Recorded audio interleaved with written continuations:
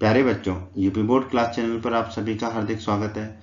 बच्चों, इस वीडियो में हम यूपी बोर्ड के कक्षा 10वीं के गणित के अध्याय 6 त्रिभुज की प्रश्नावली 6.5 के सभी प्रश्नों को हल करेंगे। तो वीडियो को पूरा देखिएगा अंत तक, जिससे आपको प्रश्नावली 6.5 के सभी प्रश्नों के हल आसान तरीके से समझ में आ जाएंगे। प्रश्न एक में दोस्तों 4 भाग हैं। हम चारों भागों को एक एक करके हल करेंगे। प्रश्न एक में हमसे कहा गया है कुछ त्रिभुजों की भुजाएं नीचे दी गई हैं। ठीक है, निर्धारित कीजिए कि इनमें से कौन कौन से त्रिभुज समकोण त्रिभुज हैं। इस स्थिति में कर्ण की लंबाई भी लिखिए। मतलब कि अगर समकोण त्रिभुज है तो कर्ण की लंबाई भी हमें लिखनी है। तो दोस्तों हमने एक समकोण त्रिभुज बना लिया ABC। ठीक है, हम इसको समझ लेते हैं इस प्रश्न को कैसे हल करेंगे। ये कर्ण है हमारा AC। ठीक है, AB क्या होगा, लंब होगा, और BC क्या होगा, आधार होगा। ठीक है दोस्तों, हम जानते हैं पाइथागोरस प्रमेय से एक समकोण त्रिभुज में कर्ण का वर्ग शेष दो भुजाओं के वर्गों के योग के बराबर होता है। ठीक है, इसको कैसे लिखते हैं, कर्ण का वर्ग बराबर लंब का वर्ग धन आधार का वर्ग। ठीक है, तो अगर और एक और चीज हम जानते हैं कि एक समकोण त्रिभुज में कर्ण सबसे बड़ी भुजा होती है। ठीक है, तो हम इन जो 4 भाग दिए इन चारों भागों में देखेंगे कि सबसे बड़ी भुजा कौन सी है और उस बड़ी भुजा का वर्ग निकालेंगे। ठीक है, अगर उस बड़ी भुजा का वर्ग अन्य दो भुजाओं के वर्गों के योग के बराबर आता है तो वो समकोण त्रिभुज होगा, अन्यथा वो समकोण त्रिभुज नहीं होगा। और अगर वो समकोण त्रिभुज होगा तो जो सबसे बड़ी भुजा की लंबाई है वही क्या होगी, हमारी कर्ण की लंबाई। तो आइए अब हम चलते हैं दोस्तों प्रश्न के पहले भाग पर। प्रश्न के पहले भाग को हल कर लेते हैं दोस्तों। पहले भाग में हमें 3 भुजाएं दे रखी है। पहली भुजा की लंबाई है 7 सेंटीमीटर, तो इसका वर्ग निकाल लेते हैं। 7 का वर्ग होता है दोस्तों 49। दूसरी भुजा दे रखी है 24 सेंटीमीटर, तो 24 का वर्ग निकाल लेंगे जो कि होता है 576। और तीसरी भुजा दे रखी है 25 सेंटीमीटर, 25 का वर्ग निकाल लेंगे जो कि होता है 625। ठीक है, सबसे बड़ी भुजा कौन सी है दोस्तों इसमें, 7 24 25, 25 सबसे बड़ी भुजा है। ठीक है, तो इसे हमने नीले रंग से दिखा दिया। 25 का वर्ग हो गया हमारा 625। अब जो दो छोटी भुजाएं हैं 7 और 24, इनके वर्गों का योग देख लेते हैं कितना आता है। ठीक है, 7 का वर्ग है 49 और 24 का वर्ग है 576। तो 49 धन 576 निकालेंगे तो हमारा आएगा 625। ये दोस्तों सबसे बड़ी भुजा के वर्ग के बराबर आ रहा है, क्योंकि सबसे बड़ी भुजा कौन सी है, 25 सेंटीमीटर, और उसका वर्ग आए 625। तो हम यहाँ कह सकते हैं कि यहाँ पर कर्ण का वर्ग किसके बराबर है, लंब के वर्ग धन आधार के वर्ग। या फिर हम कह सकते हैं जो कर्ण का वर्ग है वो अन्य दो भुजाओं के वर्गों के योग के बराबर है। ठीक है, तो ये बराबर मिल गया तो हम कह सकते हैं कि हाँ यह एक समकोण त्रिभुज है। तो हमारा उत्तर हो गया हाँ। अगर ये समकोण त्रिभुज हो गया हमारा उत्तर हाँ, तो हमें बताना है कि कर्ण की लंबाई क्या होगी। तो दोस्तों जैसा कि हमने पहले देखा था, अभी जो सबसे बड़ी भुजा की लंबाई होती है वही कर्ण की लंबाई होगी। तो प्रश्न के पहले भाग में सबसे बड़ी भुजा कौन सी है, 25 सेंटीमीटर। तो कर्ण की लंबाई कितनी होगी दोस्तों, 25 सेंटीमीटर। तो यही हमारा इस प्रश्न के पहले भाग का उत्तर है दोस्तों। अब चलते हैं प्रश्न के दूसरे भाग पर। प्रश्न के दूसरे भाग में दोस्तों हमें 3 भुजाएं दे रखी है, 3 सेंटीमीटर, 8 सेंटीमीटर और 6 सेंटीमीटर। सबसे बड़ी भुजा कौन सी है, 8 सेंटीमीटर की। तो 3 का वर्ग निकालेंगे दोस्तों तो आ जाएगा 9। ठीक है, दूसरी भुजा है 8, तो 8 का वर्ग निकालेंगे तो आ जाएगा 64। सबसे बड़ी भुजा है तो इसे नीले रंग से दिखा दिया हमने। ठीक है, फिर है 6, तो 6 का वर्ग आ जाएगा हमारे 36। तो दो जो छोटी भुजाएं हैं उनके वर्गों का योग कर लेते हैं। दो छोटी भुजा कौन सी है, 3 और 6 सेंटीमीटर। 3 का वर्ग है 9 और 6 का वर्ग है 36। तो 9 धन 36 करेंगे तो कितना आया हमारा 45। लेकिन सबसे बड़ी भुजा का वर्ग कितना आया था हमारा 64। तो 64 और 45 तो बराबर नहीं है, तो ये हमारी पाइथागोरस प्रमेय को संतुष्ट नहीं करता। तो हम लिख देंगे यहाँ पर कर्ण का वर्ग जो है बराबर नहीं है, लंब के वर्ग धन आधार के वर्ग के बराबर नहीं है। ठीक है, तो पाइथागोरस प्रमेय हमारी संतुष्ट नहीं हो रही, तो हमारा उत्तर होगा कि यहाँ एक समकोण त्रिभुज नहीं है। तो नहीं होगा हमारा उत्तर। ठीक है, अब जब ये समकोण त्रिभुज नहीं है तो इसके कर्ण की लंबाई भी हमें नहीं लिखनी है। तो प्रश्न के इस भाग का उत्तर होगा यहाँ एक समकोण त्रिभुज नहीं है, तो नहीं हमारा उत्तर है। प्रश्न के तीसरे भाग में दोस्तों हमें भुजाएं दे रखी है 50 सेंटीमीटर, 80 सेंटीमीटर और 100 सेंटीमीटर। तो सबसे बड़ी भुजा कौन सी है यहाँ पे, 100 सेंटीमीटर की। पहली भुजा 50 सेंटीमीटर का वर्ग निकाल लेते हैं। 50 का वर्ग होगा 2500। फिर 80 का वर्ग निकाल लेते हैं। 80 का वर्ग होगा 6400, 6400। फिर 100 का वर्ग निकाल लेते हैं। 100 का वर्ग होगा 10,000। ठीक है, 100 सबसे बड़ी भुजा है तो इसे नीले रंग से दिखा दिया हमने। अब यहाँ पे दो छोटी भुजाओं के वर्गों का योग निकाल लेते हैं। तो दो छोटी भुजा कौन सी है, 50 और 80। 50 का वर्ग है 2500 और 80 का वर्ग है 6400। दोनों को जोड़ लेते हैं तो 2500 धन 6400 करेंगे तो हमें मिलेगा 8900। पर ये तो 10,000 के बराबर नहीं है क्योंकि बड़ी भुजा का वर्ग जो है 10,000 है। यहाँ पर हमारी पाइथागोरस प्रमेय संतुष्ट नहीं हो रही है, तो कर्ण का वर्ग बराबर नहीं आ रहा है, लंब के वर्ग धन आधार के वर्ग के बराबर नहीं आ रहा है। इसका मतलब है कि ये हमारा समकोण त्रिभुज नहीं होगा।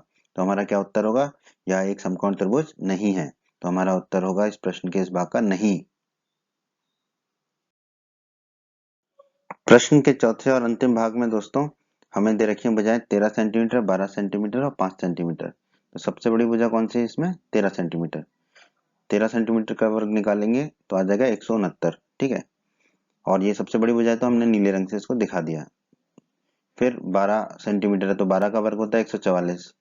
फिर 5 सेंटीमीटर है, 5 का वर्ग होता है 25। अब हम क्या करेंगे, दो छोटी भुजाओं के वर्गों का योग निकालेंगे। दो छोटी भुजा कौन सी है, 12 और 5। 12 का वर्ग है 144, 5 का वर्ग है 25। तो 144 धन 25 निकालेंगे तो 169 आ गया। अरे वाह। हमारा क्योंकि बड़ी भुजा का वर्ग यानी कि 13 का वर्ग भी 169 था, तो यहाँ पर पाइथागोरस प्रमेय हमारी संतुष्ट हो रही है। यहाँ पर हमें मिल रहा है कर्ण का वर्ग बराबर लंब का वर्ग धन आधार का वर्ग, ठीक है। यानी कि कर्ण का वर्ग अन्य दो भुजाओं के वर्गों के योग के बराबर आ रहा है। इसका मतलब पाइथागोरस प्रमेय संतुष्ट हो रही है। इसका मतलब हम कह सकते हैं कि हाँ, यह एक समकोण त्रिभुज है। तो एक तो हमारा उत्तर हो गया कि हाँ, समकोण त्रिभुज है। और हमें प्रश्न में बताना है कि अगर समकोण त्रिभुज है तो कर्ण की लंबाई क्या होगी। कर्ण की लंबाई के बारे में हमने पढ़ा था दोस्तों, समकोण त्रिभुज में सबसे बड़ी भुजा जो होती है वो कर्ण होती है। तो यहाँ पर सबसे बड़ी भुजा कौन सी है, 13 सेंटीमीटर की। तो कर्ण की लंबाई कितनी होगी दोस्तों, हमारी 13 सेंटीमीटर। यही हमारे प्रश्न के इस भाग का उत्तर है दोस्तों। प्रश्न दो में दोस्तों हमसे कहा गया है पी क्यू आर एक समकोण त्रिभुज है जिसका कोण पी समकोण है। तो हमने एक त्रिभुज बना लिया, त्रिभुज पी क्यू आर, ठीक है, जिसमें कि कोण पी क्या है, समकोण है। तो कोण पी समकोण बना लिया तथा क्यू आर पर बिंदु एम इस प्रकार स्थित है। क्यू आर पर एक बिंदु एम इस प्रकार स्थित है कि पी एम लंब है क्यू आर पर। तो हमने एक पी एम लंब खींच लिया क्यू आर पर, क्यू आर पर लंब खींचा पी एम, ठीक है। तो दर्शाइए कि पीएम का जो वर्ग है, पीएम का जो वर्ग है वो किसके बराबर होगा, क्यूएम गुणा एम आर, क्यूएम गुणा एम आर के बराबर होगा, ठीक है। तो दोस्तों इस प्रश्न को हल करने के लिए हम प्रयोग करेंगे प्रमेय 6.7 का। प्रमेय 6.7 में हमने पढ़ा था, हमने प्रमेय 6.7 के वीडियो में सिद्ध किया था कि यदि किसी समकोण त्रिभुज के समकोण वाले शीर्ष से कर्ण पर लंब डाला जाए तो दोनों ओर बने त्रिभुज परस्पर समरूप होते हैं। यहाँ पर देखिए ये एक समकोण त्रिभुज है, इसमें समकोण वाले शीर्ष यानी कि P से कर्ण पर लंब डाला गया है, ठीक है। तो ये प्रमेय लग सकती है हमारी, ठीक है। तो दोनों ओर बने त्रिभुज परस्पर समरूप होते हैं, इसका मतलब इसके बाईं तरफ बना जो त्रिभुज है और दाईं तरफ जो बना त्रिभुज है दोनों समरूप होते हैं, ठीक है। यानी कि त्रिभुज QMP, ये वाला त्रिभुज समरूप होगा त्रिभुज PMR के, ठीक है। अब यहाँ पर आपको ये क्रम कैसे याद रहेगा वो तरीका मैं आपको समझा देता हूँ।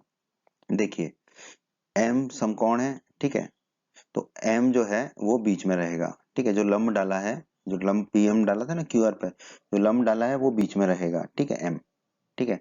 और वैसे ध्यान रखिएगा M जो है बीच में रहेगा और जो है यहाँ पर जो कॉमन है P, देखो दोनों त्रिभुजों में QMP और PMR, P आ रहा है दोनों में, तो P एक साथ नहीं होगा, या तो P एक त्रिभुज में पहले होगा एक में अंत में होगा। तो यहाँ पर देखिए हमने P जो है पहले त्रिभुज में अंत में रखा है तो दूसरे त्रिभुज में पहले रखा है, ठीक है। तो अब देखिए ये वाला बाईं तरफ वाला त्रिभुज, इसमें अगर M को तो बीच में ही रखना है, P को अंत में रखा तो क्या बच गया Q, तो Q को शुरू में रख देंगे। उसी प्रकार इस त्रिभुज में देखिए, ठीक है, अब P को पहले त्रिभुज में अंत में रखा तो यहाँ पर पहले रखना पड़ेगा, ठीक है, क्योंकि जो कॉमन अक्षर आ रहा है वो P है।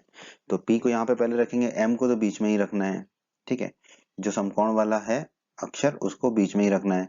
फिर क्या बच गया R, तो R को अंत में रख दिया। तो इस तरह से इसके क्रम को आपको रटने की जरूरत नहीं है, आप समझ के आराम से लिख सकते हैं, ठीक है। और ये आप अध्याय 6 के परिचय के वीडियो में भी पढ़ चुके हैं, प्रमेय 6.7 के वीडियो में भी पढ़ चुके हैं। तो दोस्तों अब ये दोनों त्रिभुज समरूप हो गए प्रमेय 6.7 से। तो हमने अध्याय 6 के परिचय के वीडियो में पढ़ा था समरूप त्रिभुजों की संगत भुजाएं एक ही अनुपात में होती हैं। तो इन दोनों त्रिभुजों की संगत भुजाएं भी एक ही अनुपात में होंगी, ठीक है। अब आप चित्र को भूल जाइए, अब बस यहाँ पे ध्यान दीजिए। ठीक है, हमने लिखा PM, तीसरा और दूसरा अक्षर PM। ठीक है, बटे, तो दाईं तरफ वाला भी जो है तीसरा और दूसरा अक्षर लिखेंगे, तो तीसरा अक्षर है R, दूसरा है M, तो बटे RM बराबर। अब लिखा पहला दूसरा अक्षर QM। ठीक है, तो दाईं तरफ वाला भी पहला दूसरा लेंगे बटे में PM। ठीक है, अब यही क्यों लिया इसको समझ लीजिए। देखो हमें क्या सिद्ध करना है, दर्शाना है PM का वर्ग, तो एक PM हमें ऊपर लेना पड़ेगा, एक PM हमें नीचे लेना पड़ेगा। ठीक है, तो इसलिए हमने पकड़ा, पहले PM लिया बाईं तरफ वाले त्रिभुज से, तो तीसरा और दूसरे अक्षर में आ रहा था। ठीक है, तो वो लिख दिया। फिर दाईं तरफ वाले में तीसरा और दूसरा अक्षर हमें लिखना ही पड़ेगा, तो हमने RM लिख दिया। ठीक है, अब बराबर लिखा। अब पहले दाईं तरफ वाला देखेंगे बराबर में, क्योंकि बट्टे में PM लिखना है, तो वो कौन से अक्षर आ रहे हैं, पहले और दूसरे, तो बट्टे में PM लिखा हमने, पहला और दूसरा अक्षर। ठीक है, अब ऊपर बाईं तरफ वाला पहला दूसरा अक्षर हमें लिखना ही पड़ेगा, तो वो हमने लिख दिया QM। ठीक है, तो ये है तरीका इसको, इस तरह के प्रश्नों को हल करने का। ठीक है दोस्तों, अब हम क्या करेंगे, ये इस PM को बाईं तरफ ले जाएंगे तो ऊपर चला जाएगा, तो ये हो जाएगा PM गुणा PM। ठीक है, ये QM पहले से ही है, RM को ऊपर ले जाएंगे तो दाईं तरफ चला जाएगा, तो ऊपर चला जाएगा RM, तो गुणा में हो जाएगा RM, तो ये हो जाएगा QM गुणा RM। ठीक है, अब PM गुणा PM कितना होगा दोस्तों, PM का वर्ग। PM गुणा PM होगा PM का वर्ग, बाकी हमने बराबर QM गुणा RM लिख दिया। ठीक है, अब दोस्तों देखिए PM का वर्ग बराबर कितना होगा, QM को तो QM ही लिखा, RM को हम MR लिख दे, एक ही बात है। ठीक है, MR लिखें या RM लिखें, ये तो लंबाई है ना, एक ही चीज है, तो RM को हमने यहाँ पे लिख दिया MR, तो हमारा आ गया PM का वर्ग बराबर QM गुणा MR। दोस्तों देखिए यही हमें दर्शाना था, PM का वर्ग बराबर QM गुणा MR। ठीक है, तो यही हमारा उत्तर है दोस्तों इस प्रश्न का। प्रश्न 3 में दोस्तों हमसे कहा गया है आकृति 6.53 में ABD एक समकोण त्रिभुज है जिसका कोण A समकोण है। ठीक है, ABD एक समकोण त्रिभुज है जिसका की कोण A क्या है, समकोण है, ये हमें प्रश्न में दिया गया है, तथा AC जो है BD पर लंब है। BD पर एक लंब डाला हमने, कौन सा, AC। ठीक है, ये लंब है। ठीक है, तो ये जो कोण C है दाईं और बाईं तरफ दोनों तरफ 90 डिग्री का होगा। तो दर्शाइए, प्रश्न के 3 भाग हैं, हम तीनों भागों को हल करेंगे। बस हम पहले समझ लेते हैं कि हम तीनों भागों को कैसे हल करेंगे, ताकि आपको याद रखने में आसानी रहेगी। दोस्तों हमने प्रमेय 6.7 के वीडियो में सिद्ध किया था कि यदि किसी समकोण त्रिभुज के समकोण वाले शीर्ष से कर्ण पर लंब डाला जाए, यहाँ पर देखिए ABD एक समकोण त्रिभुज है जिसमें A जो है वो समकोण है, कोण A जो है समकोण है। ठीक है, ठीक है, तो इसका कर्ण क्या होगा, BD। ठीक है, कर्ण BD होगा। ठीक है, तो प्रमेय के हिसाब से समकोण त्रिभुज के समकोण वाले शीर्ष से, समकोण वाला शीर्ष हो गया A से कर्ण पर लंब डाला जाए, तो A से कर्ण BD पर लंब डाला AC। ठीक है, AC लंब है BD पर, तो ये प्रमेय 6.7 एकदम उपयुक्त है इसके लिए। ठीक है, लंब डाला जाए तो इस लंब के दोनों ओर बने त्रिभुज संपूर्ण त्रिभुज के समरूप होते हैं। ठीक है, तो ये जो लंब है AC, इसके दोनों ओर कौन कौन से त्रिभुज बन रहे हैं, ये एक लाल वाला त्रिभुज और ये हरा वाला त्रिभुज। ठीक है, तो ये दोनों त्रिभुज संपूर्ण त्रिभुज के समरूप होते हैं। ठीक है, यानी कि ABC जो है वो ABD के समरूप होगा, उसी प्रकार ACD भी ABD के समरूप होगा संपूर्ण त्रिभुज के, तथा ये दोनों त्रिभुज परस्पर भी समरूप होते हैं। ठीक है, तो ABC जो है वो ACD के भी समरूप होगा। ठीक है, क्रम देख लेंगे हम कि क्रम क्या होगा। ठीक है, तो इस प्रमेय को हम प्रयोग करने वाले हैं। अब हम थोड़ा सा ये समझ लेते हैं कि किसको किससे समरूप दिखाना है, कब हल करने के लिए। तो देखो पहले प्रश्न में हमें AB का स्क्वायर पूछा है, तो AB जो है वो ये जो लाल वाला त्रिभुज है उसमें आ रहा है। ठीक है, हरे वाले त्रिभुज में नहीं आ रहा है, तो इस स्थिति में हम प्रयोग करेंगे, ये जो लाल वाला त्रिभुज है उसको समरूप करेंगे बड़े त्रिभुज से, ABC को समरूप करेंगे ABD से। ठीक है, दूसरे वाले में देखो AC का वर्ग पूछा है, तो देखो AC जो है वो लाल त्रिभुज में भी है हरे में भी है, तो इस स्थिति में हम लाल और हरे त्रिभुज को समरूप करेंगे। ठीक है, तीसरे में देखिए AD का वर्ग आ रहा है, AD का वर्ग सिर्फ हरे त्रिभुज में, लाल में नहीं है, तो हरे त्रिभुज को बड़े त्रिभुज से समरूप करेंगे और ये प्रश्न हमारा हल हो जाएगा। तो आइए अब हम चलते हैं प्रश्न के पहले भाग पर। प्रश्न के पहले भाग में दोस्तों हमें दर्शाना है AB का वर्ग बराबर BC गुणा BD। तो AB का वर्ग, तो देखिए AB जो है भुजा वो कौन कौन से त्रिभुज में आती है, देखो लाल वाले त्रिभुज में आती है AB। ठीक है, और बड़े त्रिभुज में आती है ABD में। ठीक है, इस वाले त्रिभुज में नहीं आती। ठीक है, तो कौन से त्रिभुज को हम समरूप बोलेंगे? लाल वाले त्रिभुज को और बड़े वाले त्रिभुज को। ठीक है, तो ये हम किससे बोलेंगे? प्रमेय 6.7 से। ठीक है, प्रमेय 6.7 से लाल वाला त्रिभुज और ये जो बड़ा वाला त्रिभुज है, ये दोनों त्रिभुज क्या होंगे? आपस में समरूप होंगे। ठीक है, अब इनके क्रम की बात कर लेते हैं। ठीक है, क्रम कैसे लिखेंगे दोस्तों? क्रम आपको याद रखना होगा। ठीक है, देखिए इन दोनों में जो कॉमन है वो है कोण बी। ठीक है, बड़े वाले त्रिभुज में भी और लाल वाले त्रिभुज में भी। तो बी को दोनों तरफ पहले लिख दो। ठीक है, फिर बीच में दोनों का जो समकोण कोण है। ठीक है, तो देखिए हम बात कर रहे हैं पहले लाल त्रिभुज की। तो लाल त्रिभुज में समकोण कौन सा है? सी। तो फिर हमने लिख दिया सी। ठीक है, तो बी लिख दिया, सी लिख दिया, फिर लाल त्रिभुज में बचा क्या? ए। तो ए लिख दिया। उसी प्रकार बड़े वाले त्रिभुज में बी तो लिख दिया हमने, जो कॉमन कोण था दोनों में, उभयनिष्ठ कोण जो था। ठीक है, फिर इसका समकोण कौन सा है? ए। फिर हमने ए लिख दिया, तो बी लिख दिया, ए लिख दिया, फिर क्या बच गया? डी। तो डी। तो इस तरह से इसका क्रम लिखा जाता है। बस इतना कर लिया, फिर तो ये प्रश्न आपका हल हो गया। अब हम जानते हैं, अध्याय 6 के परिचय के वीडियो में पढ़ा था हमने, समरूप त्रिभुजों की संगत भुजाएं एक ही अनुपात में होती हैं। ये दोनों त्रिभुज समरूप हैं, तो इनकी संगत भुजाएं एक ही अनुपात में होंगी। ठीक है, अब अनुपात का क्रम हम ऐसा लिखेंगे, इसको मैं समझाता हूँ आपको। देखो हमें ए बी का वर्ग लाना है, तो एक ए बी बाईं तरफ ऊपर होगा और दाईं तरफ नीचे होगा, तभी ए बी का वर्ग आ पाएगा। ठीक है, तो देखो हमने ए बी लिख दिया।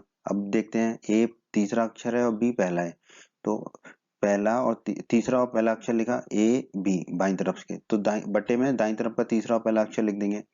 तो डी और बी, ये तीसरा और पहला अक्षर है वो लिख दिया बराबर। अब दाईं तरफ पहले बट्टे में ए बी लिख देंगे। बट्टे में ए बी लिखा, तो दाईं तरफ देखिए बट्टे ए बी क्या है? दूसरा और पहला अक्षर। तो ऊपर क्या होगा? बाईं तरफ का दूसरा और पहला अक्षर, यानी कि सी बी। तो ये हो जाएगा सी बी। ठीक है, बट्टे में ए बी हम लिख ही चुके हैं। ठीक है, अब बस क्रॉस में गुणा कर लेंगे, ये भी बाईं तरफ जाएगा ऊपर चला जाएगा, डी भी दाईं तरफ जाएगा ऊपर चला जाएगा। तो ये हो जाएगा ए बी गुणा ए बी बराबर सी बी गुणा डी बी। ठीक है, ए बी गुणा ए बी कितना होगा दोस्तों?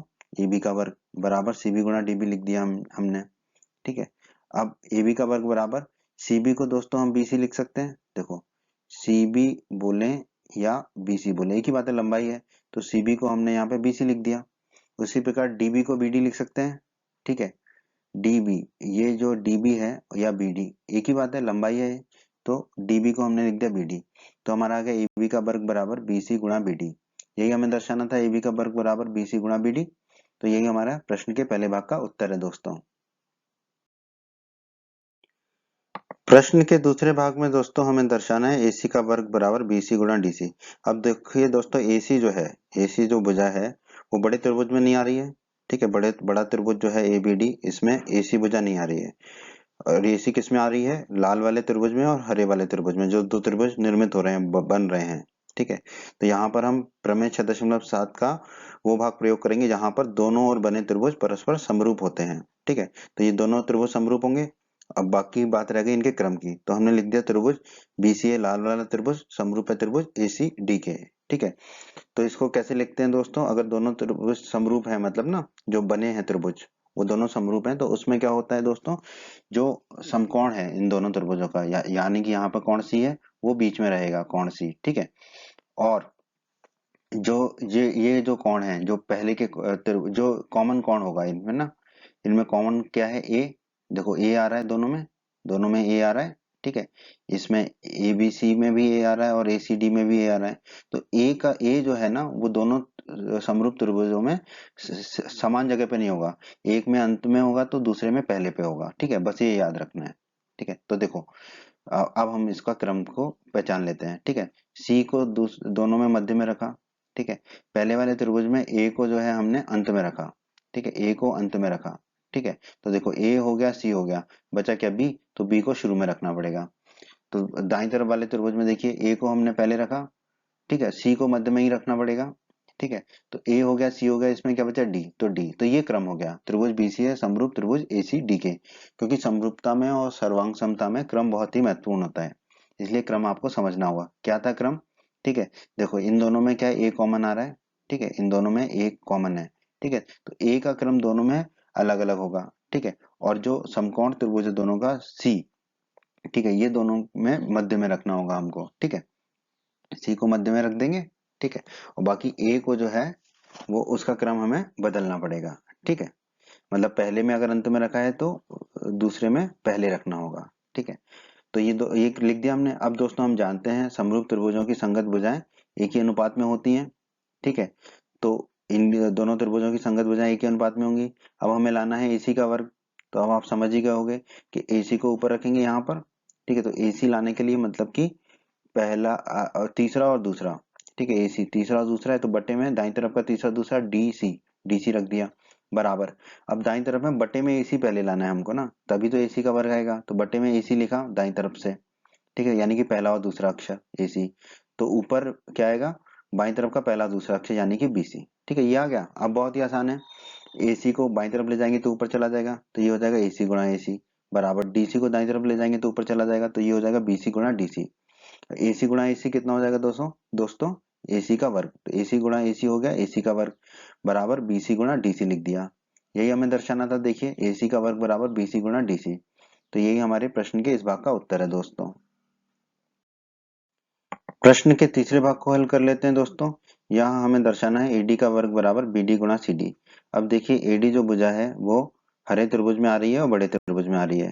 तो हरा त्रिभुज और बड़ा त्रिभुज जो है संपूर्ण त्रिभुज, ये दोनों समरूप होंगे प्रमेय 6.7 से, ठीक है। तो हमने दोनों त्रिभुजों को समरूप लिख दिया DCA और DAB, ठीक है। अब इसका क्रम समझ लेते हैं, ठीक है। देखो दोनों में एक शीर्ष कॉमन है D, ठीक है, और यह कहते हैं D कोण कॉमन है, तो D को दोनों में सबसे पहले लिखा, ठीक है। फिर दोनों त्रिभुजों का जो समकोण है उसको लिखेंगे। तो देखिए हरे वाले त्रिभुज में समकोण क्या है C, तो C को लिखा, ठीक है।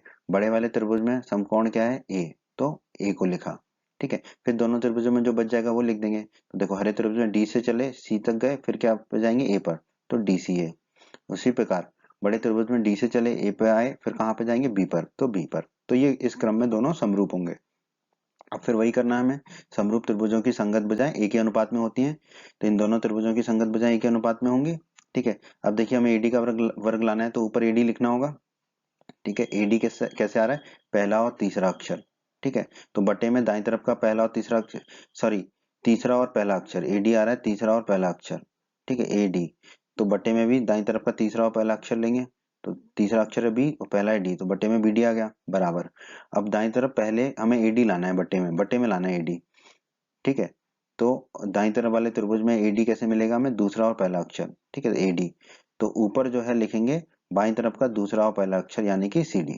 तो ये हमें मिल गया AD बटे BD बराबर CD बटा AD। अब क्रॉस में गुणा कर लेंगे, ये AD यहाँ चला जाएगा बाईं तरफ, तो ये हो जाएगा AD गुणा AD बराबर BD दाईं तरफ चला जाएगा तो गुणा में हो जाएगा, तो ये हो जाएगा BD गुणा CD, ठीक है। अब AD गुणा AD कितना होगा दोस्तों, AD का वर्ग बराबर BD गुणा CD। यही हमें दर्शाना था, AD का वर्ग बराबर BD गुणा CD, ठीक है। तो यही हमारे इस प्रश्न का उत्तर है दोस्तों। प्रश्न 4 बहुत ही आसान प्रश्न है दोस्तों। प्रश्न 4 में हमसे कहा गया है ABC एक समद्विबाहु त्रिभुज है, ठीक है। तो हमने एक त्रिभुज बना लिया ABC जो कि एक समद्विबाहु त्रिभुज है जिसका कोण C समकोण है, कोण C समकोण है, ठीक है। तो सिद्ध कीजिए कि AB का वर्ग बराबर 2 गुणा AC का वर्ग होगा, ठीक है। तो दोस्तों हमें दिया गया है ABC एक समद्विबाहु त्रिभुज है, और दोस्तों हम जानते हैं समद्विबाहु त्रिभुज में दो भुजाएं आपस में बराबर होती हैं।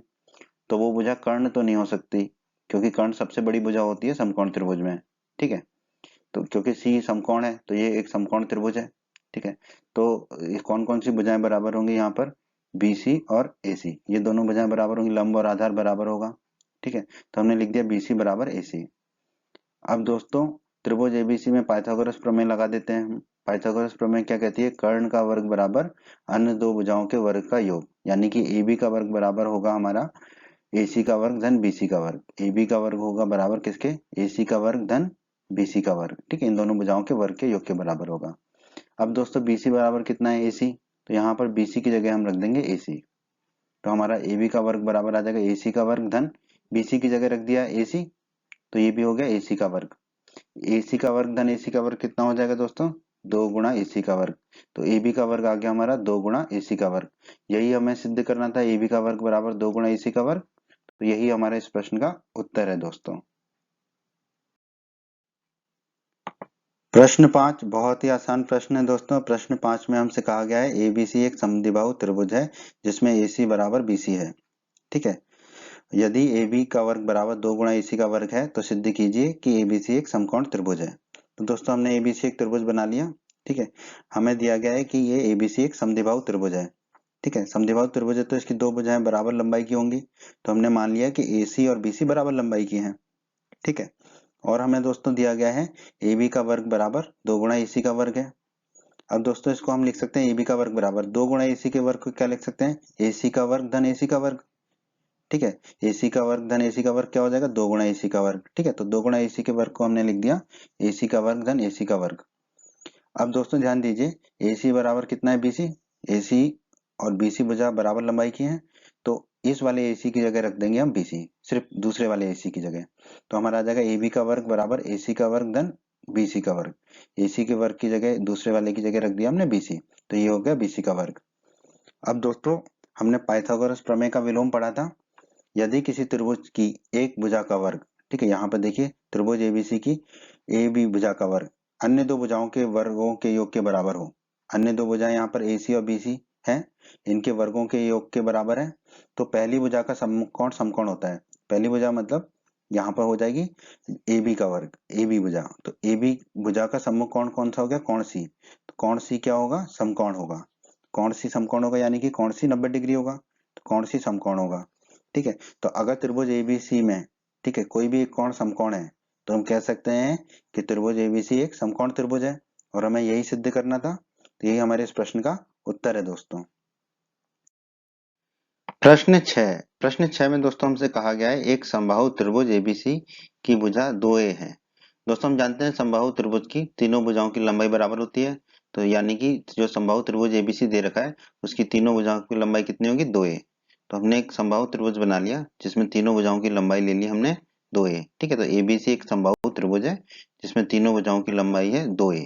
ठीक है, कहा गया उसके प्रत्येक शीर्षलंब की लंबाई ज्ञात कीजिए। ठीक है, तो कर लेते हैं बिल्कुल। दोस्तों हम जानते हैं समबाहु त्रिभुज के तीनों कोणों कितने डिग्री के होते हैं, 60 डिग्री के। ठीक है, सभी कोण जो है 60 डिग्री के होते हैं समबाहु त्रिभुज में, ये हम जानते हैं। ठीक है, अब हम इस पे एक शीर्षलंब डाल लेते हैं एडी। ठीक है, एडी हमने शीर्षलंब डाला, ए से लंब डाला एडी बीसी पर। ठीक है, तो इसका मतलब कोण डी जो है बाईं तरफ और दाईं तरफ दोनों तरफ कितने का होगा, 90 डिग्री का होगा। ठीक है दोस्तों, अब दोस्तों त्रिभुज बीडीए और त्रिभुज सीडीए में, ठीक है दोस्तों, इसको हल करने का तरीका क्या होगा, देखिए ये 90 डिग्री का कोण है। ठीक है, यहाँ पे हमें 2a पता है। ठीक है, तो ये कर्ण पता है। अगर हमें ये बीडी की लंबाई पता चल जाए, ठीक है, तो हम शीर्षलंब की लंबाई ज्ञात कर सकते हैं पाइथागोरस प्रमेय से। तो हम क्या प्रयास करेंगे, बीडी की लंबाई ज्ञात करने का। ठीक है, तो इसके लिए हमने क्या किया, त्रिभुज बीडीए और त्रिभुज सीडीए में, त्रिभुज बीडीए ये वाला त्रिभुज बाईं तरफ वाला, और त्रिभुज सीडीए दाईं तरफ वाला त्रिभुज। यहाँ पर आप ध्यान दीजिए, कोण बी बराबर कोण सी, कोण बी और कोण सी दोनों कितने के हैं दोस्तों, 60 डिग्री के हैं, तो दोनों बराबर होंगे बिल्कुल। कोण है तो एंगल के लिए ए लिख दिया। फिर कोण डी, ठीक है, ये वाला कोण डी बाईं तरफ वाले त्रिभुज में और दाईं तरफ वाले त्रिभुज में कोण डी दोनों 90 डिग्री के हैं, क्योंकि एडी शीर्ष लंब है बीसी पर।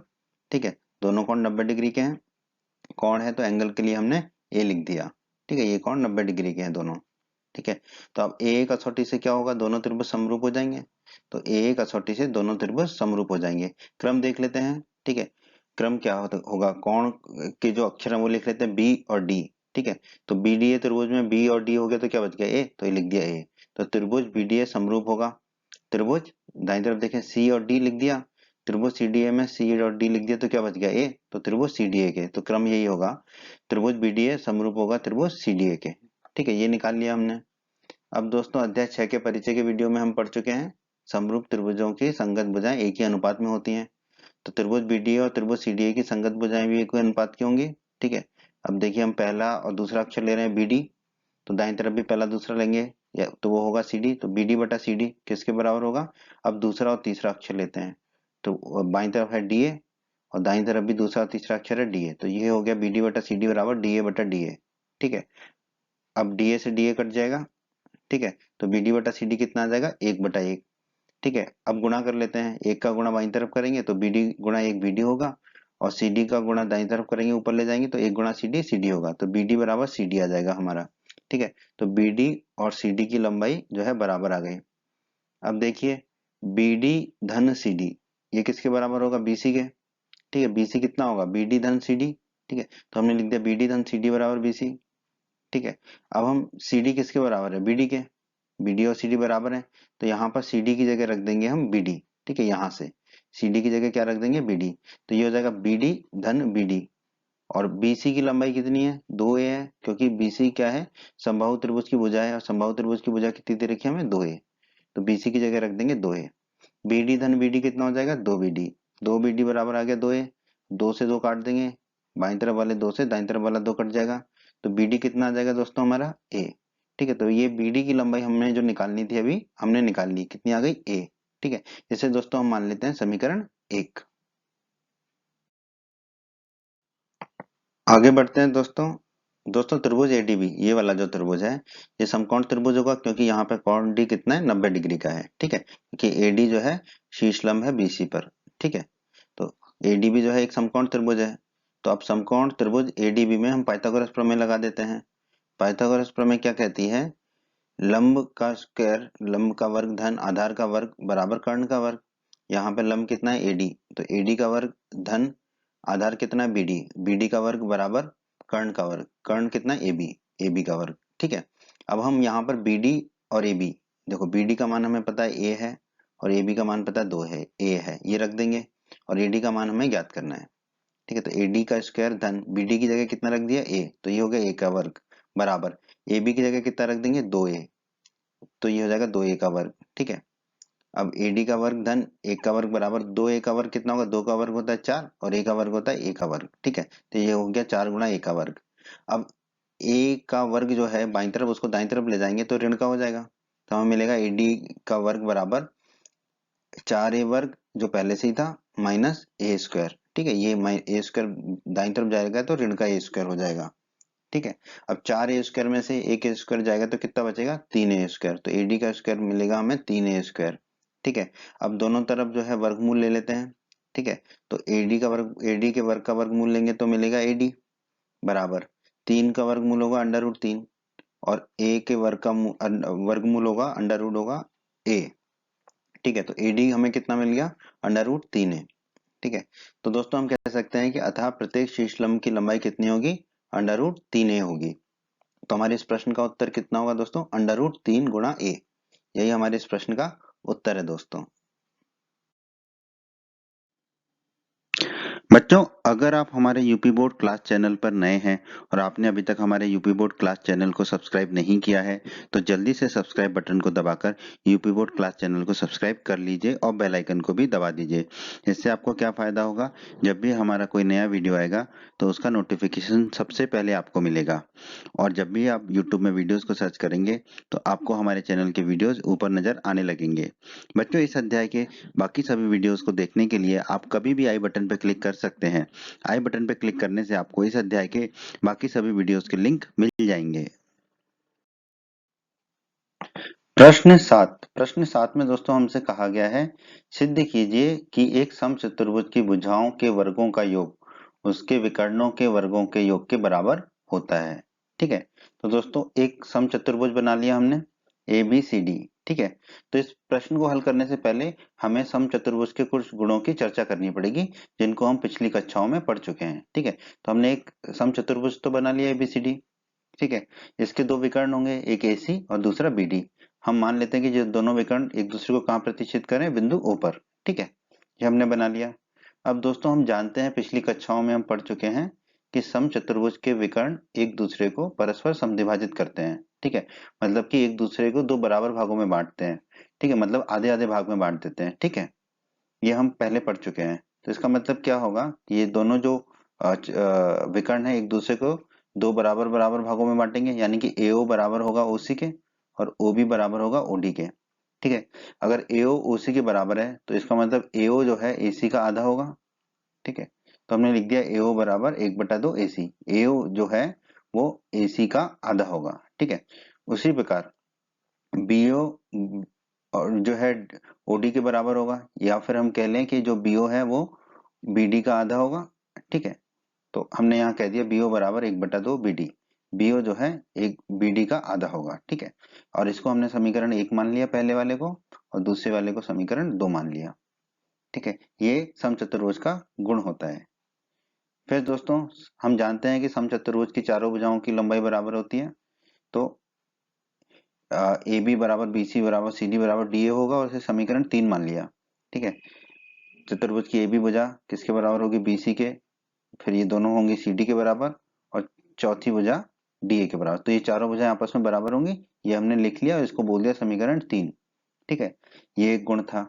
और समचतुर्भुज के जो विकर्ण होते हैं वो परस्पर लंब होते हैं। ठीक है, मतलब ये जैसे AC और BD है, ये एक दूसरे पर लंब होते हैं। ठीक है, तो ये जो चारों कोण बनते हैं वो 90 डिग्री के बनते हैं।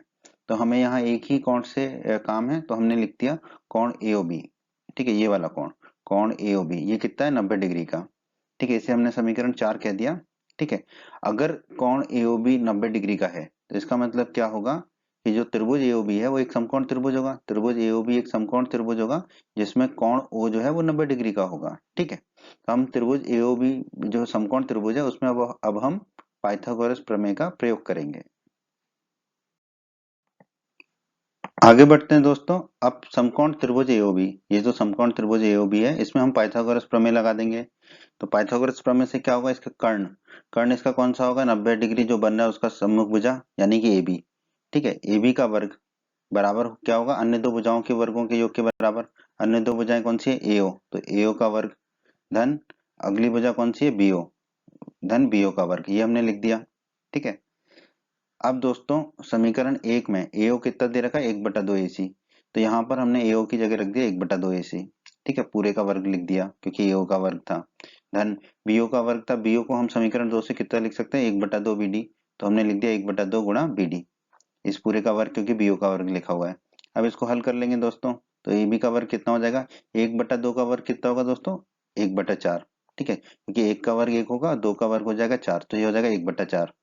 ठीक है, और फिर लिख दिया हमने AC का वर्ग धन, फिर इसमें भी 1/2 का वर्ग कितना हो जाएगा, 1 का वर्ग हो जाएगा 1 और 2 का वर्ग हो जाएगा 4 यानी कि 1/4, और BD का वर्ग लिख दिया। ठीक है, अब दाईं तरफ देखिए दोनों में 1/4 है तो 1/4 कॉमन ले लेते हैं, तो AB का वर्ग बराबर आ जाएगा हमारा 1/4 और कोष्टक के अंदर AC का वर्ग। ठीक है, धन क्योंकि 1/4 गुणा AC के वर्ग में 1/4 कॉमन लेंगे तो क्या बचेगा, AC का वर्ग, धन 1/4 गुणा BD के वर्ग में से 1/4 कॉमन ले लिया तो कितना बच गया, BD का वर्ग। ठीक है, आगे बढ़ते हैं। आगे बढ़ते हैं दोस्तों, अब हम क्या करेंगे, ये जो 1/4 है, 4 को बाईं तरफ ले जाएंगे तो ऊपर चला जाएगा, 1/4 का जो 4 को अगर बाईं तरफ ले जाएंगे तो ऊपर चला जाएगा, तो ये हो जाएगा 4 गुणा AB का वर्ग बराबर दाईं तरफ क्या बच जाएगा, AC का वर्ग धन BD का वर्ग।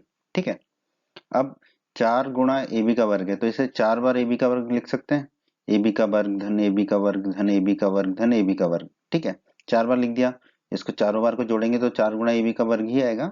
ठीक है, तो हमने इसको 4 गुणा AB के वर्ग को लिख दिया, AB का वर्ग धन AB का वर्ग धन AB का वर्ग धन AB का वर्ग बराबर में तो AC का वर्ग धन BD का वर्ग है ही। ठीक है, अब दोस्तों समीकरण 3 में देखिए AB बराबर BC है और AB CD के भी बराबर है, AB DA के भी बराबर है। तब हम क्या करेंगे, पहला AB के वर्ग को तो वही रहने दिया, दूसरा जो AB का वर्ग है तो AB की जगह क्या रख देंगे, BC, तो ये हो जाएगा BC का वर्ग धन तीसरा जो AB का वर्ग है तो तीसरे AB की जगह क्या रख देंगे हम, CD, तो ये हो जाएगा CD का वर्ग धन चौथा जो AB का वर्ग है तो AB की जगह क्या रख देंगे चौथे में, DA, तो ये हो जाएगा DA का वर्ग बराबर AC का वर्ग धन BD का वर्ग है ही हमारा। तो अब ध्यान से देखिए AB का वर्ग, ठीक है, तो यानी कि ये पहली भुजा इसका वर्ग धन BC का वर्ग यानी कि दूसरी भुजा का वर्ग धन CD का वर्ग यानी कि तीसरी भुजा का वर्ग धन DA का वर्ग यानी कि चौथी भुजा का वर्ग, यानी कि समचतुर्भुज की भुजाओं के वर्गों का योग हो गया ये। ठीक है, समचतुर्भुज की 4 भुजाएं तो चारों भुजाओं के वर्गों का योग हो गया। किसके बराबर है, AC का वर्ग, AC क्या है, विकर्ण है समचतुर्भुज का, धन BD का वर्ग, BD क्या है, दूसरा विकर्ण है समचतुर्भुज का, यानी कि ये किसके बराबर हो गया, उसके विकर्णों के वर्गों के योग के बराबर हो गया। तो हम कह देंगे कि अतः एक समचतुर्भुज की भुजाओं के वर्गों का योग उसके विकर्णों के वर्गों के योग के बराबर होता है, ये हमने यहाँ पर सिद्ध कर दिया, दर्शा दिया। ठीक है, तो यही हमारा उत्तर है दोस्तों इस प्रश्न का।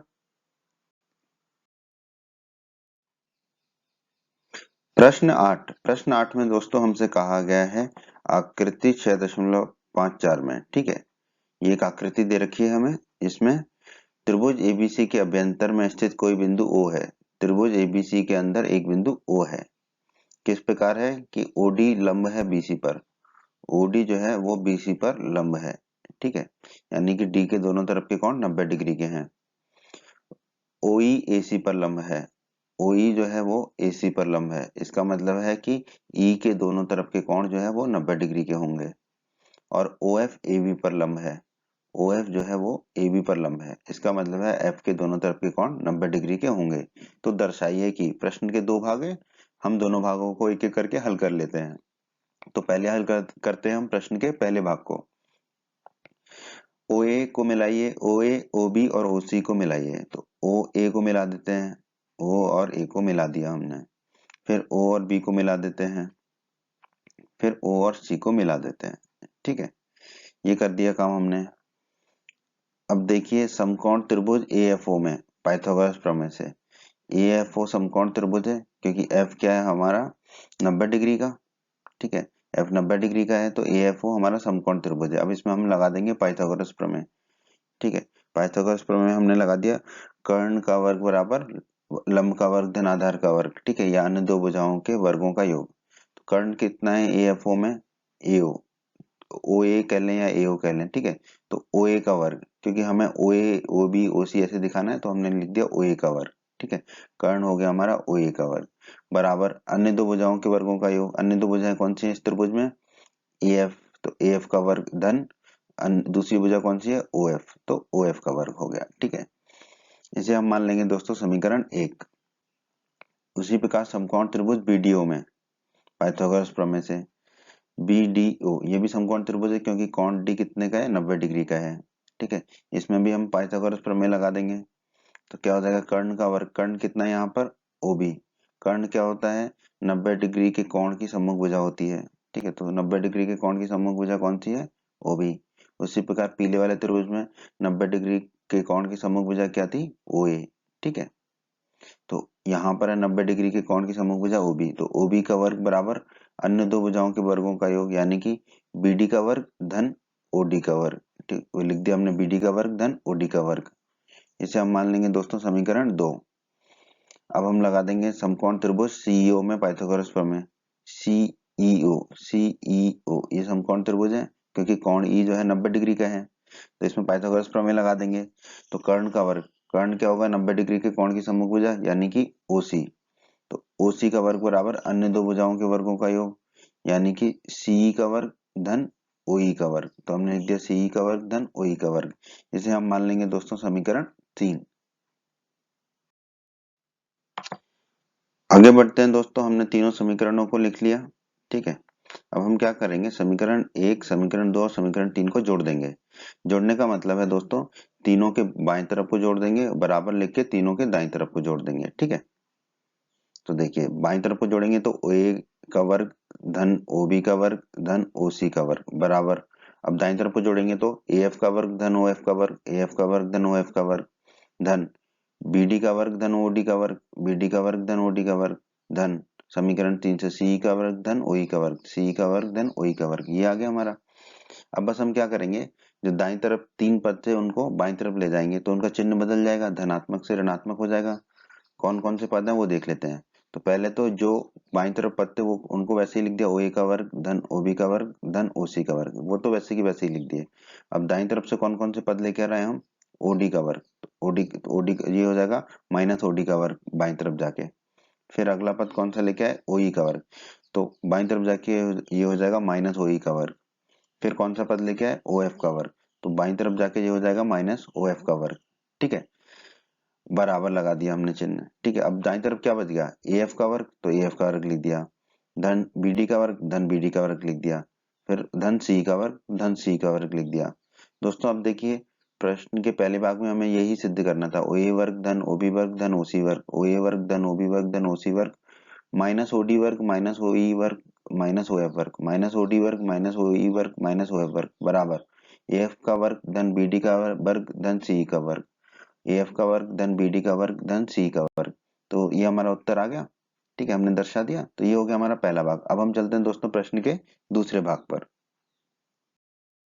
प्रश्न के दूसरे भाग पर चलते हैं दोस्तों। इसके लिए भी हमें समकोण त्रिभुज AEO में पाइथागोरस प्रमेय लगानी होगी। समकोण त्रिभुज AEO कौन सा है, ये पीला वाला त्रिभुज, इसमें कोण E जो है वो 90 डिग्री का है। ठीक है, तो ये समकोण त्रिभुज होगा। और समकोण त्रिभुज में कर्ण क्या होता है, 90 डिग्री के कोण की सम्मुख भुजा या समकोण की सम्मुख भुजा, वो कौन सी है यहाँ पर, OA।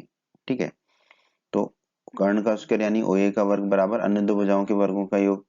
अन्य दो भुजाएं कौन सी है? AE, तो AE का वर्ग धन अगली भुजा कौन सी है? OE धन OE का वर्ग। इसे मान लेंगे हम समीकरण 4।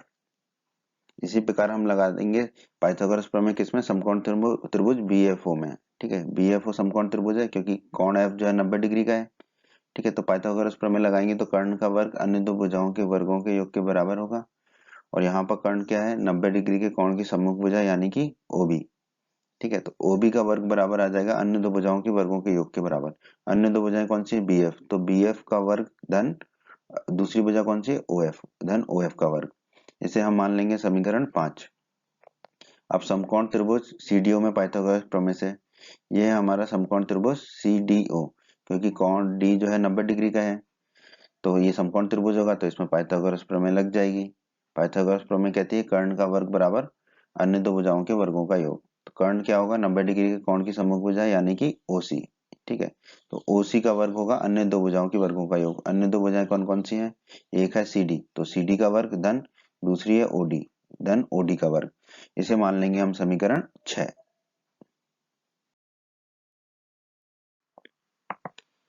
दोस्तों हमने समीकरण 1, समीकरण 2, समीकरण 3, समीकरण 4, समीकरण 5 और समीकरण 6 को लिख लिया।